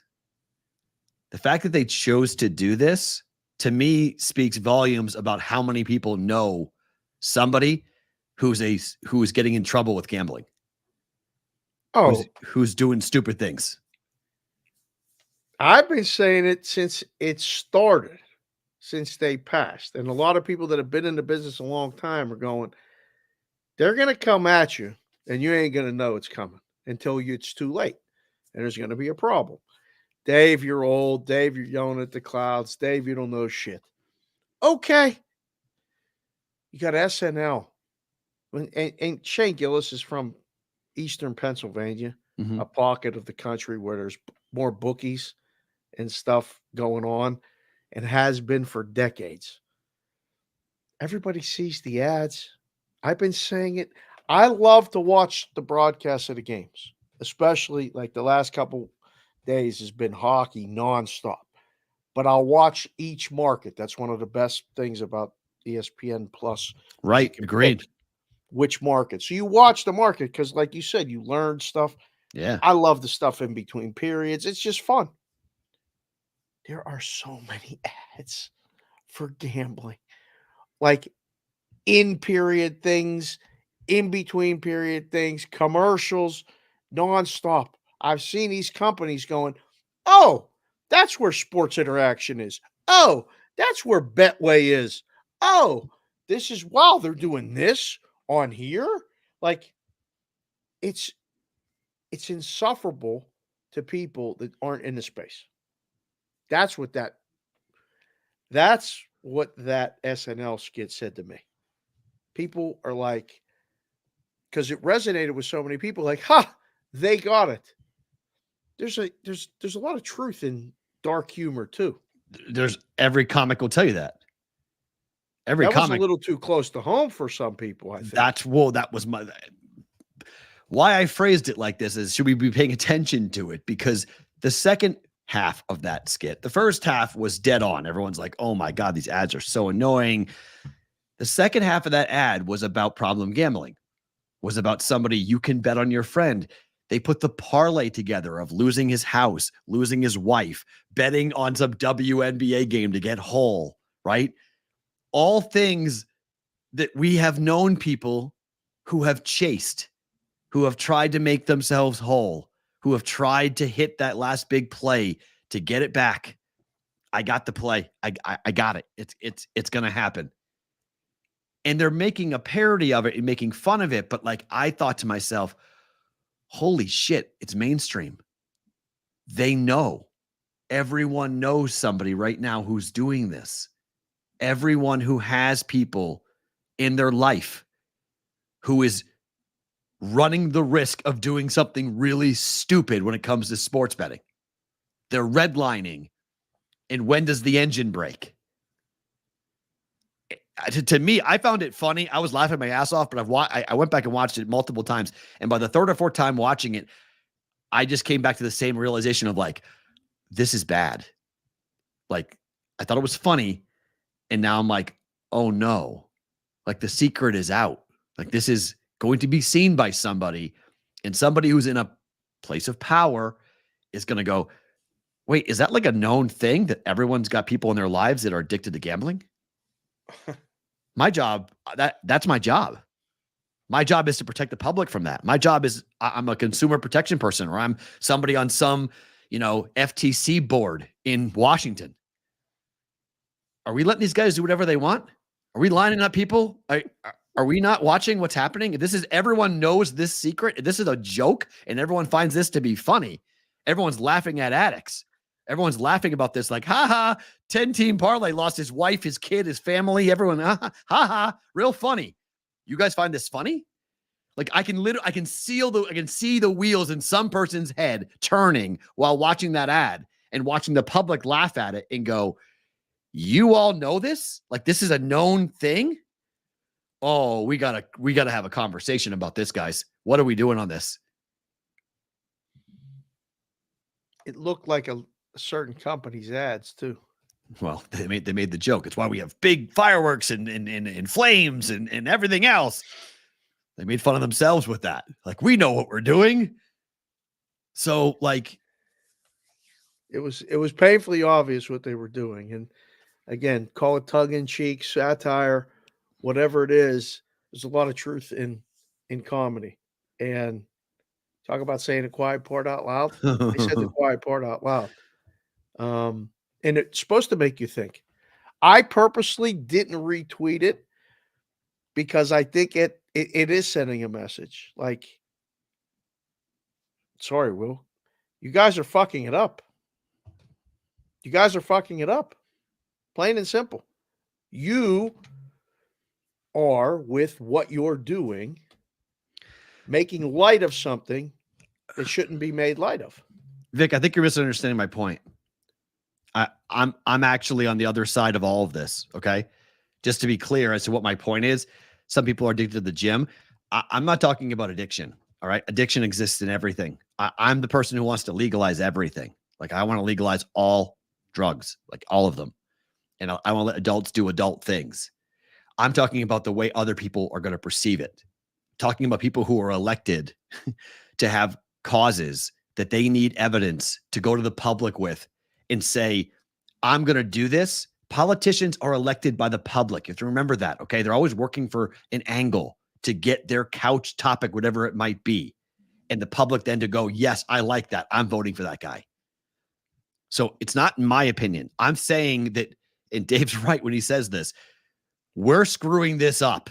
The sports betting industry being left unchecked right now is not going to happen for I don't know how much longer, but it's on its last legs of being unchecked. There's going to be guardrails that are going to come to America. It happened in England. I don't know how many times David said this on the air. You want to see what our future is? Look at England. That's our future. We're going to have guardrails. They have restrictions on deposits. They couldn't trust people to restrict themselves. So they couldn't trust the books to say, you know what, this guy's deposited $2,500 today. Maybe we should shut him off. Maybe there should be a limit at some point. No. So government had to step in and put in deposit restrictions. So what did that do? Drove them to the black market where there is no deposit restrictions. Right. And that's the more restrictions we get with the legalized market, the happier the black market becomes. And I can't say that the black market is wrong. They're providing a service. Mm-hmm. The wrong in it is the legal market pretending that it doesn't exist, or just saying, fuck it, we'll just do what we do. until they tell us not to do it. You can keep with the commercials, and it is, I don't know. Again, It's coming. No, I agree with Nick. The restrictions are absolutely coming. It's interesting to me too, because people are talking about the word addiction a lot. And so there's something to be considered here. When cannabis became legalized across the country, a lot of the gaming in people's brains went away. A lot of people used marijuana because it was illegal. There was a ooh factor, like you were doing something wrong. You were doing something against the rules. And then once cannabis became legalized, it was like, it's kind of like what we've talked about with our kids. Like if you tell your kid, you can't drink. The second they can drink, they're like, let's go. And they're going to drink because you've told them for so long that when the human brain gets told you can't do something, and then all of a sudden they can, they tend to do it even more to excess versus saying, well, yeah, go ahead. It's nothing. It's not a big deal. It's wine. Who cares? Drink. You're fine. So this is the black market with gambling. It's different when it comes to the addiction of sports betting, because sports betting it's not a substance. There's a high you get from it. Don't get me wrong, but it's not a substance you're ingesting. So it's much more difficult to police sports betting because your local bookie can be a guy behind the counter and he could have 10 different people his book might be tiny. He may have 10 clients, but he's still booking the games and you're still getting that run. You're getting that fix that you're after. So that's when legalization came to America, everyone was like, oh, this is great. It was more or less talking about the places in far away places. The books are, far away. You're never getting rid of the local guy. Local guy's never going away. I don't care what law you pass. There's always going to be somebody who will be willing to take your bet. that local guy will ultimately probably do you a favor And shut you at off? some point. Maybe. Either shut you off because you lose too much, or shut you off because you win too much, Right.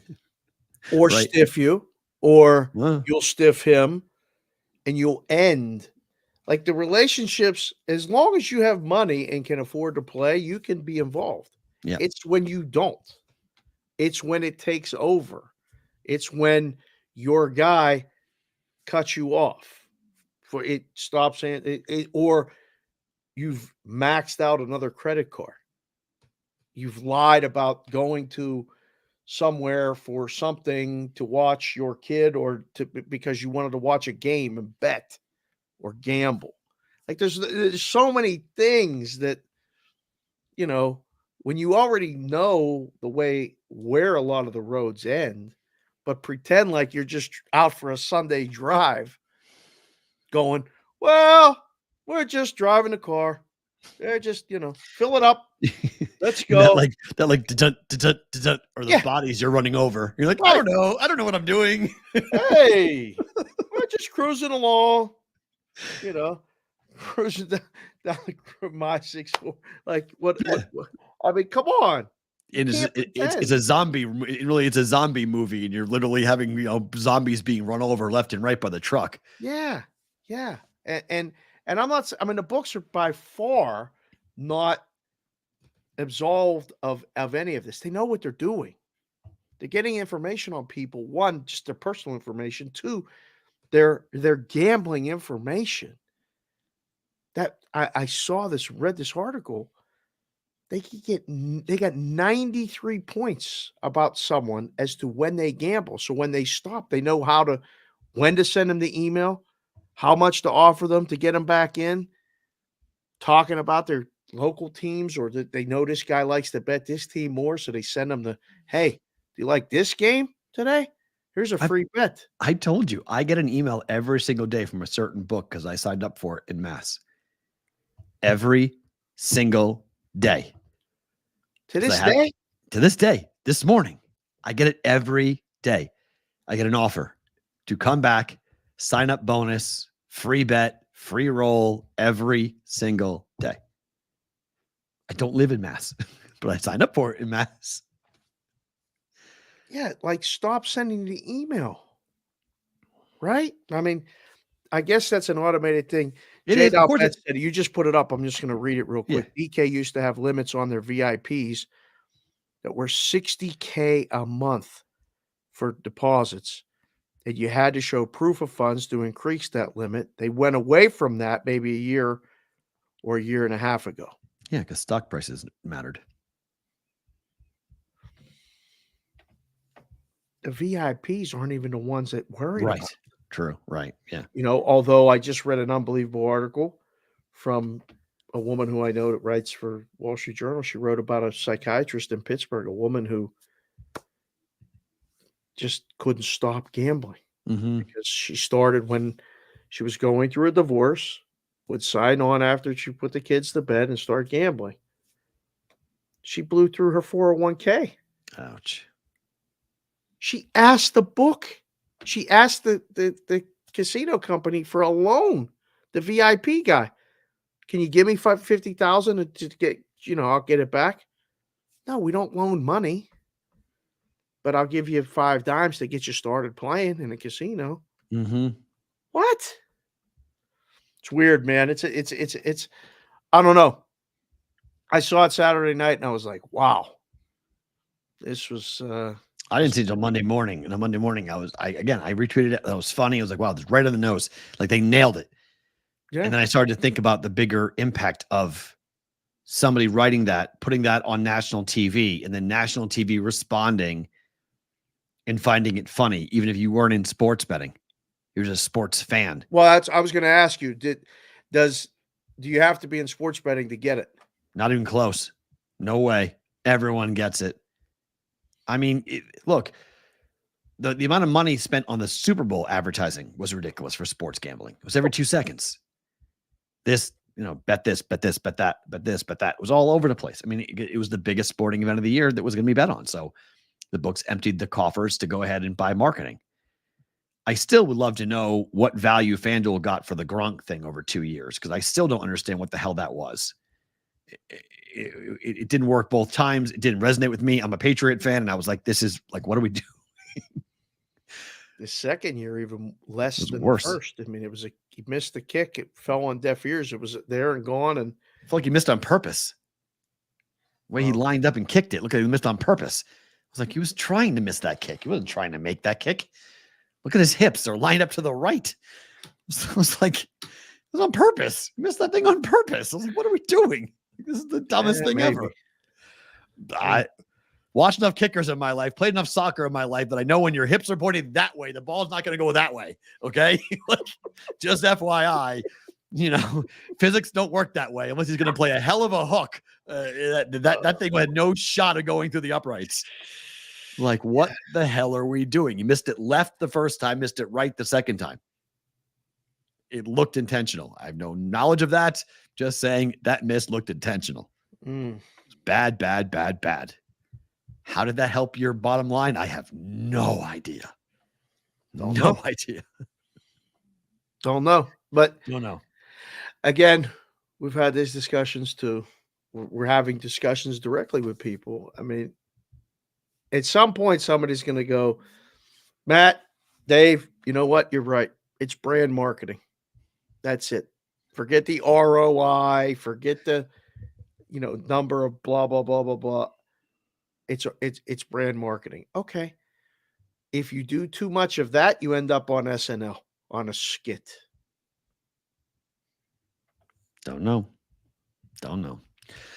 All right. NBA games tonight. Celtics against the Sixers, laying 12 at home.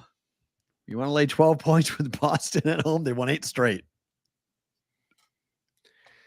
I don't want nothing to do with the Sixers right now. First half team total over. That's it. What is it? 61?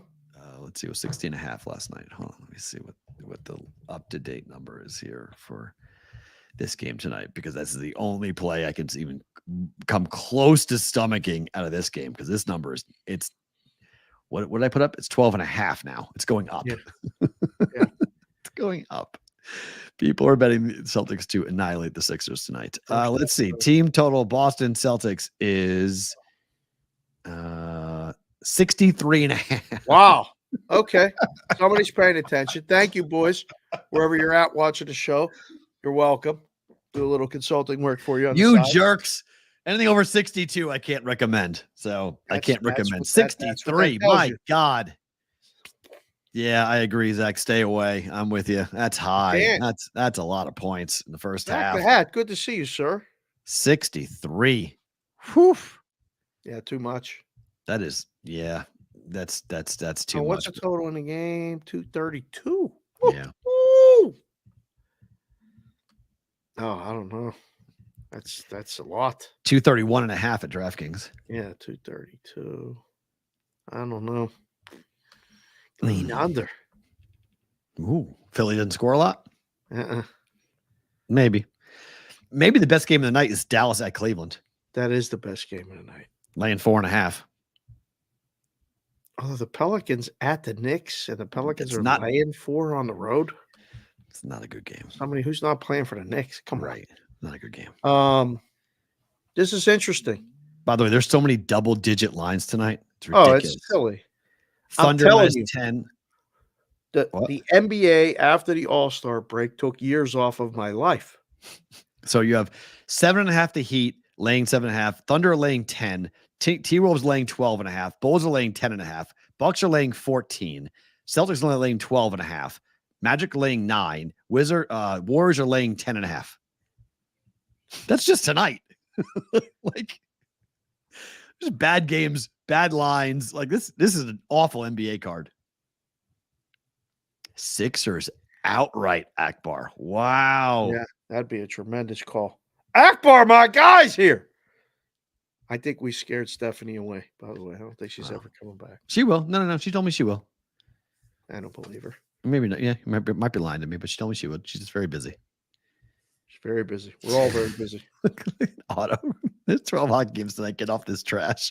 There's only 2 games in the NBA. We'll get to it. Don't 11 worry. games in the NBA, 6 or more, 6 depending, 7 depending on that one, have lines of 10 of double digits. 9 or more. Yeah. Tough. See you later. College basketball. We have the number 1 team in the country laying 13.5 against Cincinnati, and I think I might lay it.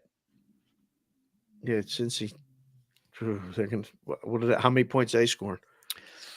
What's the total in this one? Let me see. This was low. I was although 5 of the last 6 games for Houston have gone over. Gone over. Yeah. Houston's turning into an over team all of a sudden. It's 131.5. It's up. It was 130.5 last night. Yeah, it's People are betting the over. have a couple other places. Wow. Betting the trend to be good to go over. Mm. Houston's offense is on fire. They're hitting shots. Sidewise, Cincy or nothing.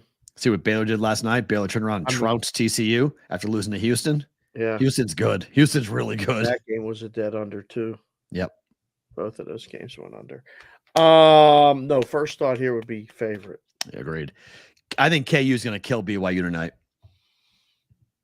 KU at home is a really tough team to play.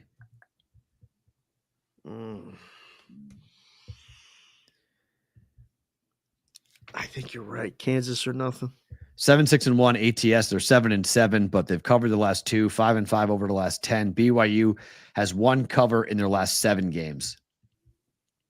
They've not been covering. It's Kansas or nothing. Agreed. College game, which is wild. Kentucky, off their thrashing of Alabama, is a dog on the road. This is Wake Forest Duke 2.0. Isn't it?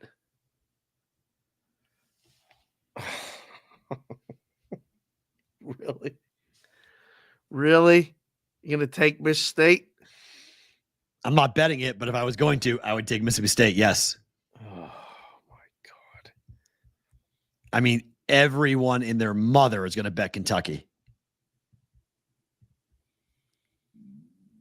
Kentucky's 8-3 on the road ATS this year, 8-6 in the SEC. Mississippi State is 6-6-1 at home and 6-7-1 in conference, but they're favored. Something smells. Just went to 4 everywhere, too. Yeah. Kansas just went to 7.5. Okay. Yeah. Who's watching the show? I don't know. I mean, it can't be like the timing of the moves. Forget about the line moving. The timing of the moves right now. Very coincidental, sir. Very coincidental. Bulldogs. Yeah. Kentucky let down big time. Over to? I looked at it last night. I almost bet it. I came really close. Yeah. 156.5. This is a high number. Over The last time Mississippi State had a number this high was at Alabama, was 157.5, went over by 8.5 points. Yeah. I don't know. It's tough. It's over to 6-5 on the road to the over for Kentucky. 6-7 Mississippi State to the over. 7-6 to the under. So I would lean towards under, but I can see the over for sure. Tonight, Vegas at Toronto. Here you go, Otto, your hockey portion of the show. How about this number? They get whacked at home, and now they're monster dogs on the road at Toronto. Can you blame them? No. Don't mind it. Toronto playing their best hockey on that road trip. That game against Colorado on Saturday was just – I felt like I was watching a Stanley Cup final or like the conference final game. So here we go, Otto. You tell us. This is a contrast of styles, right? Vegas can't score. Right Their now. lines are all messed up. They're a total disaster. Yep. But Toronto could get this total by themselves every night. They're flying. Guys are scoring. They're getting secondary scoring. Matthews scores every game. I think you bet Toronto in regulation. That's not bad. What's that? Is that even money? That's not bad. That's how I bet this is Toronto in regulation. Minus 120-ish. Let me see. Some of that neighborhood is very, very good. Vegas. They are giving up too many goals, SoCal. Oh, it's crazy to watch. It is a minus 105 number for Maple Leafs in regulation. Otto said he got over 6 last night. Probably. Don't mind it. But if Vegas wins, it's going under. But I don't think Vegas is going to win. So I'd rather lay the minus 105 juice on that. Carolina at Minnesota. I'm surprised that this number seems high. Side or total? 6? Side. Total seems low. But Carolina, you don't like favored on the road? It seems I like them, but I don't know if I like them at 145. Right. It's expensive. Oh, I gave you props for this, Otto. Your Bruins draw bet was so money on that road trip. Holy crap. They hit the draw 3 times on that road trip. 3 out of 4 games. Went to overtime? Yeah. What'd they go on that road trip? 2-2? 1-0-3. See, that's a problem. They lost all 3 games that went to overtime? And they got 5 points out of it. Like, that's the problem with the NHL's system. Wow. Is that they lost. That road trip was a disaster, but they came out of it with 5 points. So it's like you go 1-0-3. I mean, that's how you win a division. That's how you win a conference in a 1 seed. Is even when you're bad, you're getting points. Right. So everyone in Boston was like, that road trip sucked, but they're like, yeah, but they came home with 5 points out of the 8 possible. Yeah. So I mean, it's a horrible road trip for their record, but it's a great road trip for points. Right.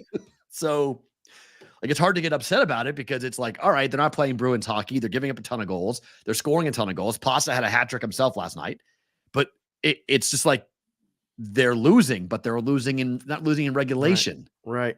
So, I like over. I love over 6 bets. I love. This is the game of the night. Dallas at Colorado. This game's awesome. This is a good game too. I'm very excited. Wow. I don't know what to do with this. Right? I lean over, but I mean, Georgiev's in net tonight. It's Ottinger versus Georgiev. It's a playoff preview. Easily 3-2 final. Like over? Yeah, the numbers would say to bet over, but terrible Put spot. this in the chat. We got a lot of hockey guys. Terrible spot. Love. I think too. Colorado. I'm looking at it now. I really like Colorado too. Back-to-back in altitude. So Otto's where were they before? Avs and the over. Dallas was just where? I'm not sure where Dallas is. Dallas just lost to somebody. Dallas was Put it in the chat, boys. I'll tell you. DALCOL. Colorado. Dallas or Colorado? I take the Avs. They were Islanders. No, they weren't back to back in altitude. They got to fly. They were at home, Yeah, right? they're flying cross They country. lost at home last night to the Islanders. Weird schedule. They had a 4-game road trip, came home for 1 home game, back on the road. Wow, even more. What is going on with their schedule? They played 3 on the road, 1 at home. 1 on the road, 1 at home. 4 on the road, 1 at home. Back on the road. Star schedule is bizarre. You know what it must be? They're on a back-to-back. Oh, they played last night? Yeah. Oh my, on the East Coast, and they got to go all the way to Colorado? No, they played at home.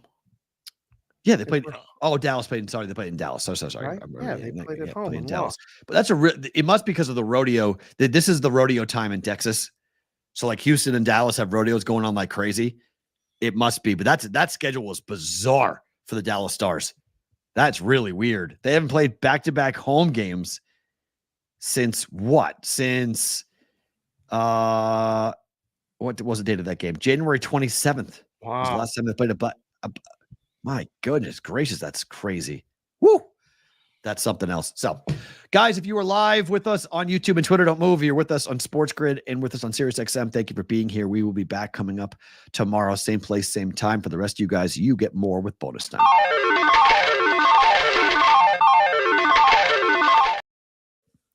I'm stunned by that.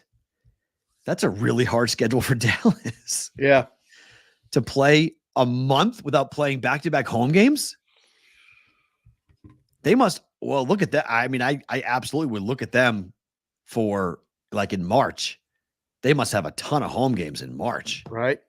Let's look at that for a second, because that might be a spot here to look at Dallas standings wise. I'm going to throw one at you. Okay. Yeah. Oh, they're already in first place, I guess. But let's see. In March, Dallas. Book at Tampa Bay, Philadelphia. At Philadelphia, Tampa Bay's minus 135. The total 6. Tampa. Over minus 15. Money line Tampa. Total was over. Overs the play. Yeah, over 6. I like betting. I mean, generally speaking, when 6s are there, I lean towards the over, just because it's a good push potential.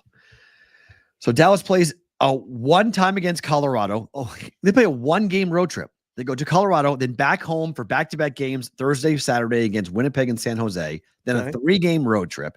Then they play a 5-game homestand. Oh, yeah. So in March, they're at home a lot in the month of March. That helped the Knights last year. Yep, it did. But then they go back on the road. How about this? They play 6 of 7 on the road. They go to Arizona, San Jose, Vancouver, Seattle, home for Edmonton, at Chicago, at Colorado. End of March into April. Ooh. 4 games at home to end the year. Buffalo, Winnipeg, Seattle, St. Louis, all at home. Ooh. Yeah, not bad. That schedule. That's not horrible. If they're going to wind up trying to get to, they want to catch Vancouver.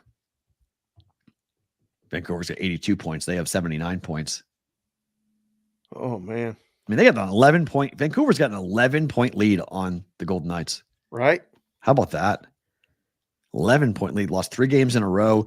Edmonton's only 1 point back. Jets are now of the Knights. Right. 12 points back of Vancouver. Yeah, with the playoffs, right? The Knights thing is starting to get real. Well, the playoffs, I mean, here's the problem for the Golden Knights. They are 3 points away from being how many points out? So the Preds have got 66 points. They're the second wild card team. So they've got a 5-point lead on the last playoff spot. So they can recover here. In town, by the way. Say I again? don't know if somebody tweeted it. Friend of ours. What? Tweeted what?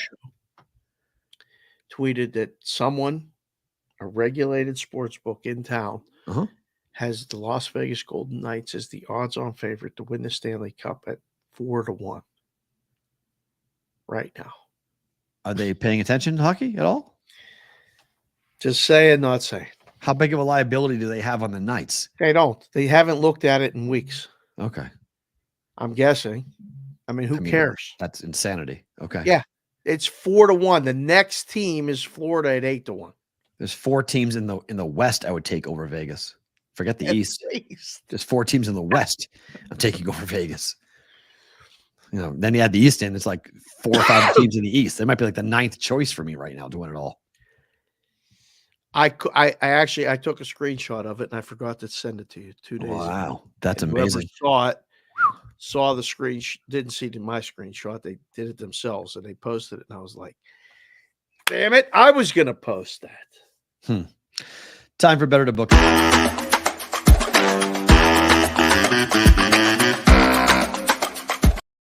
All right, so I've had a little bit of a cold spell here over the last couple of weeks. I've only had 4 winning days over the last 11.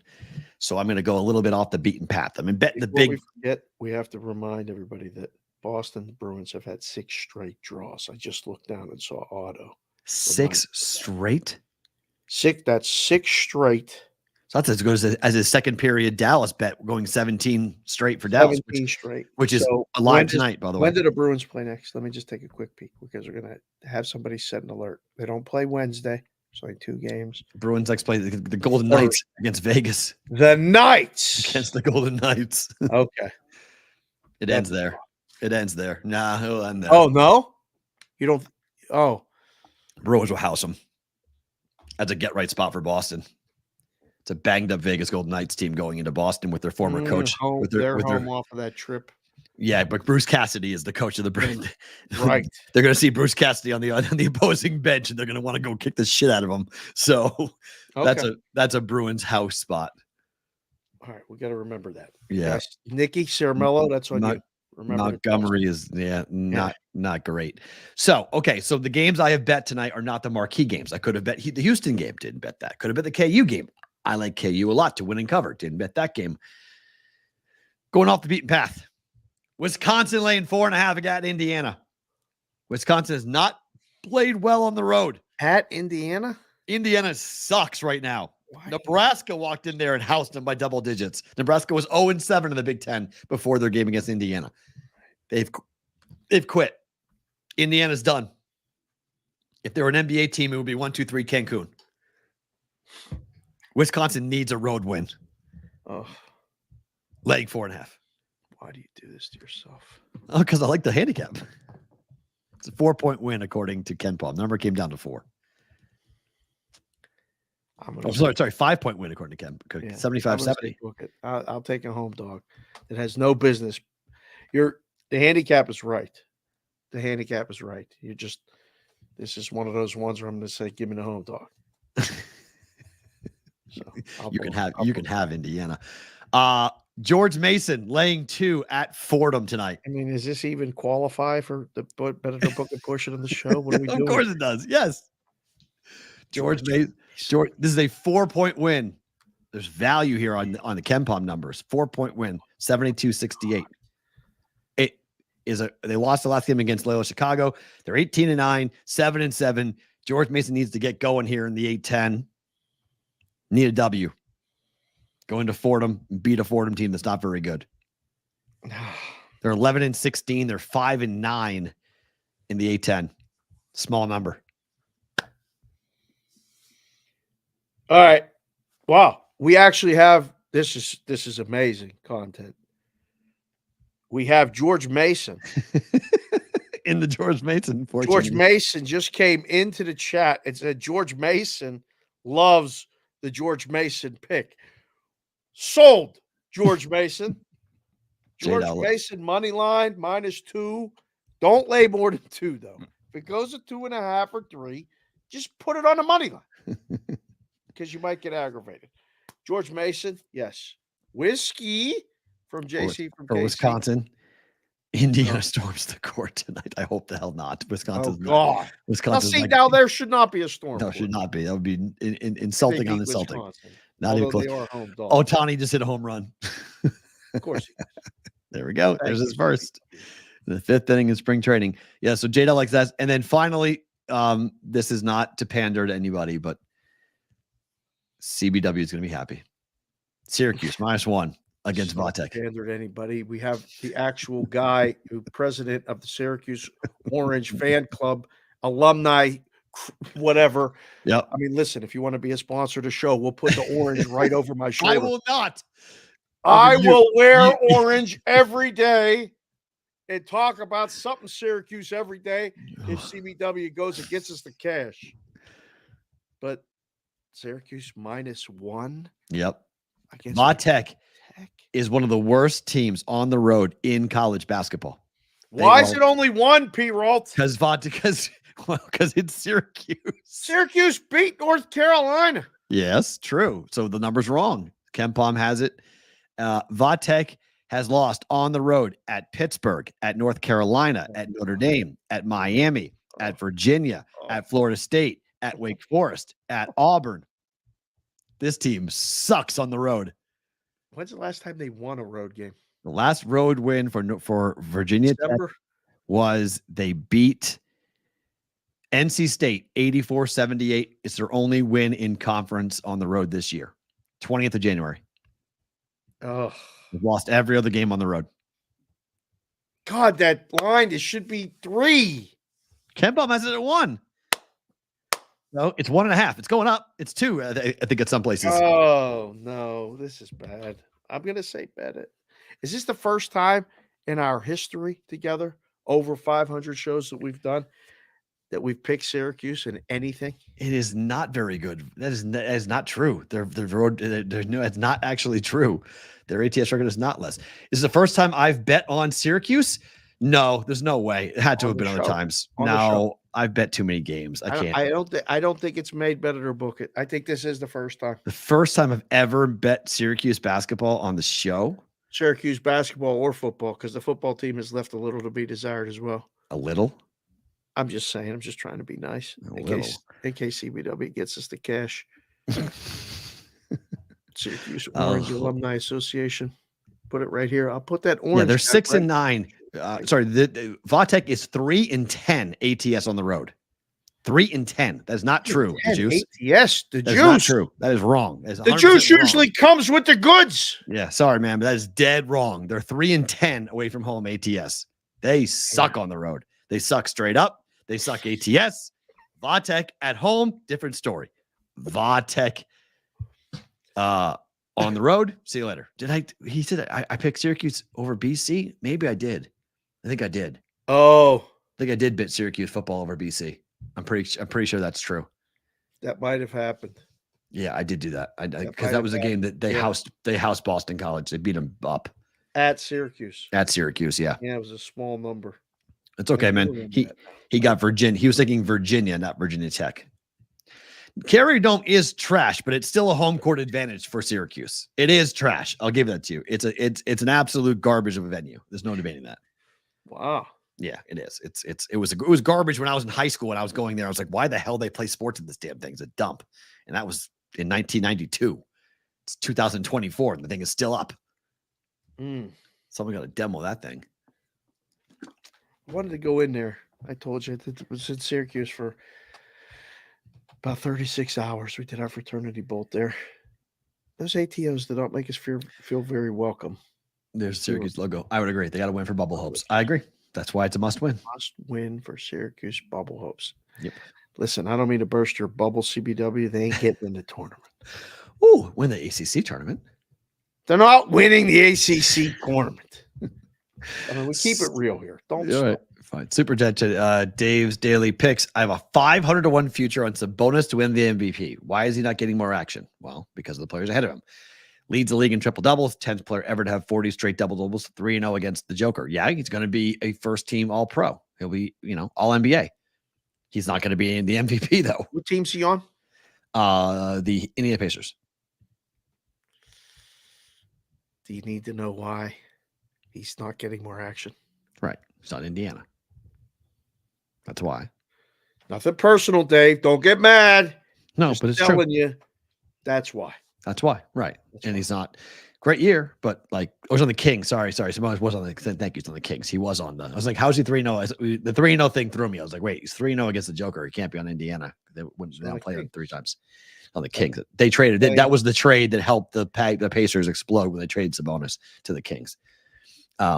He's a great player. He's not winning the MVP. Well, I mean, he's not even the best player. He's got a great year, but I wouldn't say he's the best player on his own team. He's not winning the MVP. Yeah. I mean, I think right now, I think the SGA train has pretty much left the station. So I think he's going to win it. I think now that Embiid is out, it's either Joker or him.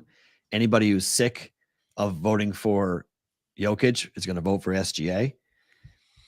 So I think Luka's going to be around. Dallas needs to play better. I mean, Dallas needs to be, I mean, yeah, if they finish hot the next 20 games and go like, I don't know, like 14-6 or something, then yeah, I think he'll be in the conversation, but I don't think Luka's on a good enough team right now. I mean, he is Dallas. They've got nothing else but him, but it's one thing when you go for like 65 points and like no one's doing that, but Embiid goes for 70. Like we've seen, like this has been the year of having crazy games. So I think like the high top level numbers for Luka are coming down. It's not as impressive if everyone's doing it too. Current numbers at FanDuel have Jokic minus 155. Right. SGA plus 220. Okay. Luka plus 7-1. See ya. Right. Then it's gone. It's just it's a 2-guy race. And Giannis, it goes to 15. Tatum's back up to 40. Oh. Yeah. Tatum. Right. I agree. Sabonis is the same problem that Tatum has. Having a great year, good team, but no love. Right. Ain't happening. Man. Casey is tagging and trading Snead to who? Taking one of your best cornerbacks and trading it. Okay, that's what happens when you win. Can't afford, guys. That's a big loss. It's a big loss in the secondary. Favorite thing about today is what? Had a great experience yesterday with the kids, 2 of them, at the Harlem Globetrotters. And we went, like I said, I saw Kenny White, former odds maker. We discussed a few things that will remain off air. I'll write them in the book when I write the book. It's amazing the war stories that people will trade now that they're somewhat out of the business. It's fascinating. But great time, Dollar Loan Center. We're going to be there multiple times, I'm sure, for conference basketball tournaments and different things like that. But going in, we're walking in, and Kelsey has a pepper spray on her keychain of her protection, right? Yeah, she just went to college, and I think grandma got it for her and said, just keep this little thing of pepper spray on your keychain in case it ever, comes up. So she had her keys out of her pocket. And this woman, if she would have had a firearm, she might have drawn it upon us for her holding a pepper spray. It was so bizarre because I always let the girls go first. They always walk in front of me. So Kendall goes through the metal detector first. And then there's Kelsey's turn. And a woman goes, stop! You can't bring that in here. Kelsey puts her hands up like, what? Thought it was her bag. She's like, you have pepper spray. You can't bring that in here. Okay, everybody calm down. Everybody relax. Wow. It's an hour before the game. This is a Girl Scout right now. I mean, she's on it. She saw it in her hand. Now, if this was in her purse, if her keys were in her purse, it goes right through, nothing happens. But she stopped it and scared the crap out of Kendall. Wow. And Kelsey backed up and was like, what are you talking about, ma'am? She goes, your pepper spray. Can't come in here with that. And she's like, all right, what's on my keychain? And she's like, you have to take it off. And I said, all right, everybody calm down. And she's like, sir, she can't have that in here. I said, okay, I heard you the first 6 times. Give it to me. And Jessica's like, forget it. I'll just take it to the car. No big deal. And I'm like, no. You guys go in and sit down. Give me the pepper spray, and I will walk it back to the car. And so, takes it off her keychain. It has this big metal thing. It almost breaks, whatever. Take it off. And I'm walking back and I go, I should just put it in my coat pocket and walk back in. Fair.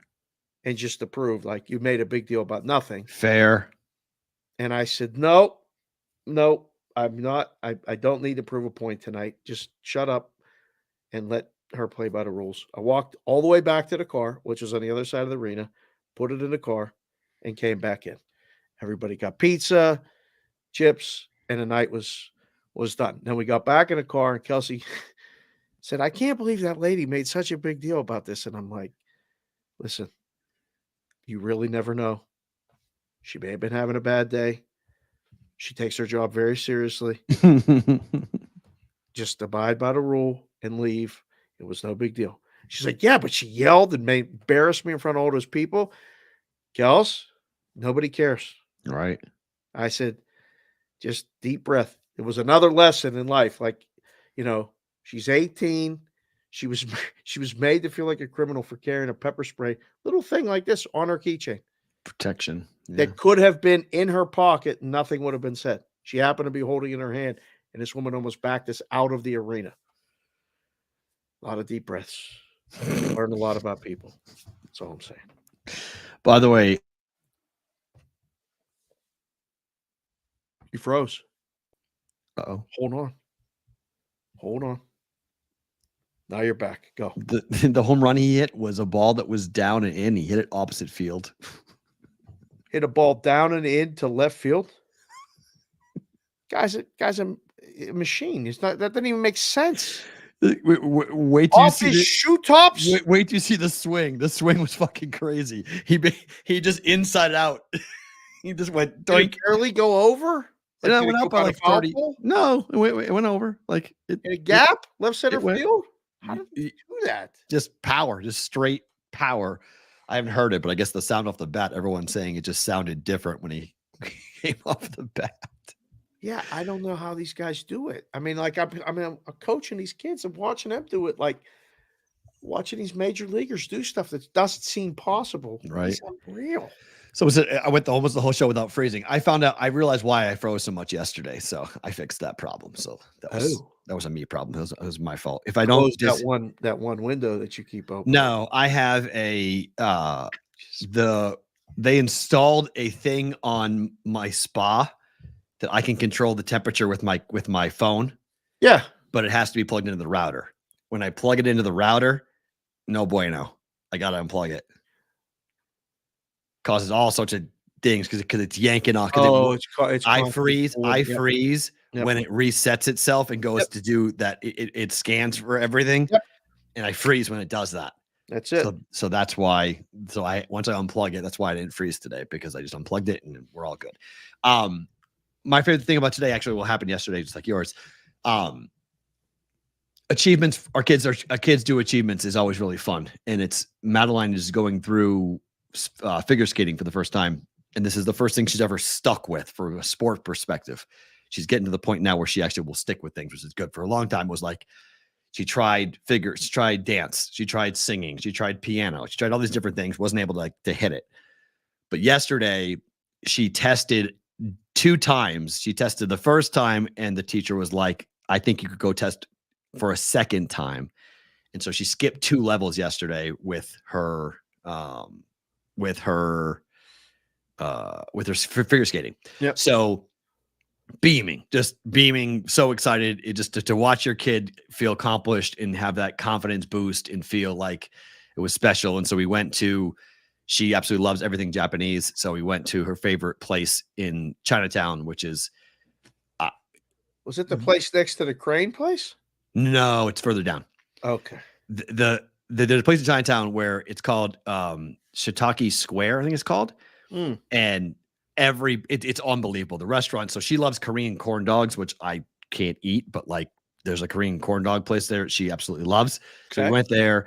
There's a Japanese dessert called taiyaki, which she had to have, which she was all in on. So she got that. And then China Mama, China Mama might be the best. It might have been the best Chinese food meal I've ever had in my life last night. China Mama is 45-minute wait on a Monday to get into that place because it's so good. So we had that. So it was a fun night last night to do that, to go and to hang out in Chinatown, which is quickly becoming like the culinary hub of Vegas. If you like to eat, Chinatown is really, really cool. So you got to come into town. There's some really awesome restaurants all throughout Chinatown that are off the strip, but not too far off the strip. And a lot of really high, really well-known chefs are coming in and opening up some really cool restaurants. But China Mama is, if you come to Vegas and you want good, like really good Chinese food, China Mama was absolutely tremendous. I can't wait to go have it for lunch. So you're looking for a new place to go and do that. There's nothing better than watching the kids accomplish something that they work towards. Yeah. In life. Anything. Right. School-wise, athletic-wise, relationship-wise, anything, the feeling that you get as a parent. And it's cool. It's a unique thing, daughter, for girl dad. But there's nothing better. There's nothing better. It's the greatest. That's good. Yeah, it was really, she had 2 pins and two things, and she was all beaming, and it was fun to do that. Japanese curry in Chinatown, Las Vegas. Interesting. I never had Japanese curry. I don't think I ever would think to order Japanese curry. Isn't curry Indian? Wow. I don't like it.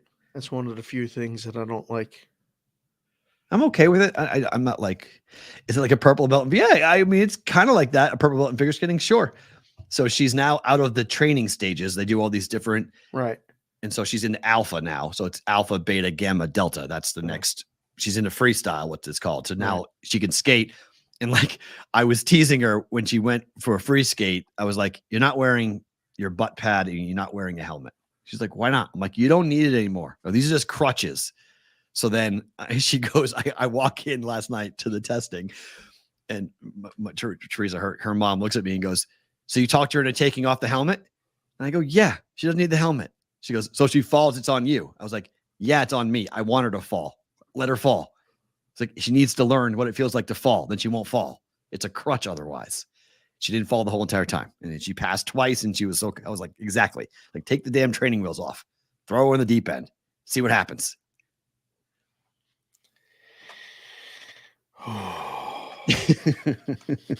That's how I parent. Okay. That's good. That's good. I'm just trying not to avoid World War III with your ex. That's all. Why do I, in my mind, I teach my kid about Batman all the time. Why do we fall? To pick ourselves back up. We got to fucking fall first. Without a doubt. So fall. It's always on me. Yeah. I that's actually fairly accurate. I tend to trust myself more than anything. I'd rather have it be on me than anybody else. That's on me. Correct. Yeah, it's on me. Blame me. So, guys, thank you for being here. We always appreciate you guys every single day coming up, showing up, and bringing so much energy to the show. We absolutely love the chat and love you guys in the brigade. Thank you so much. We are back tomorrow for a Wednesday. Looking forward to talking. We got to get some bracketology going tomorrow. We'll talk some ins and outs tomorrow. We got to do that tomorrow. It's only 2 hockey games, so we'll piece something together. Dave and Matt back tomorrow for BVB.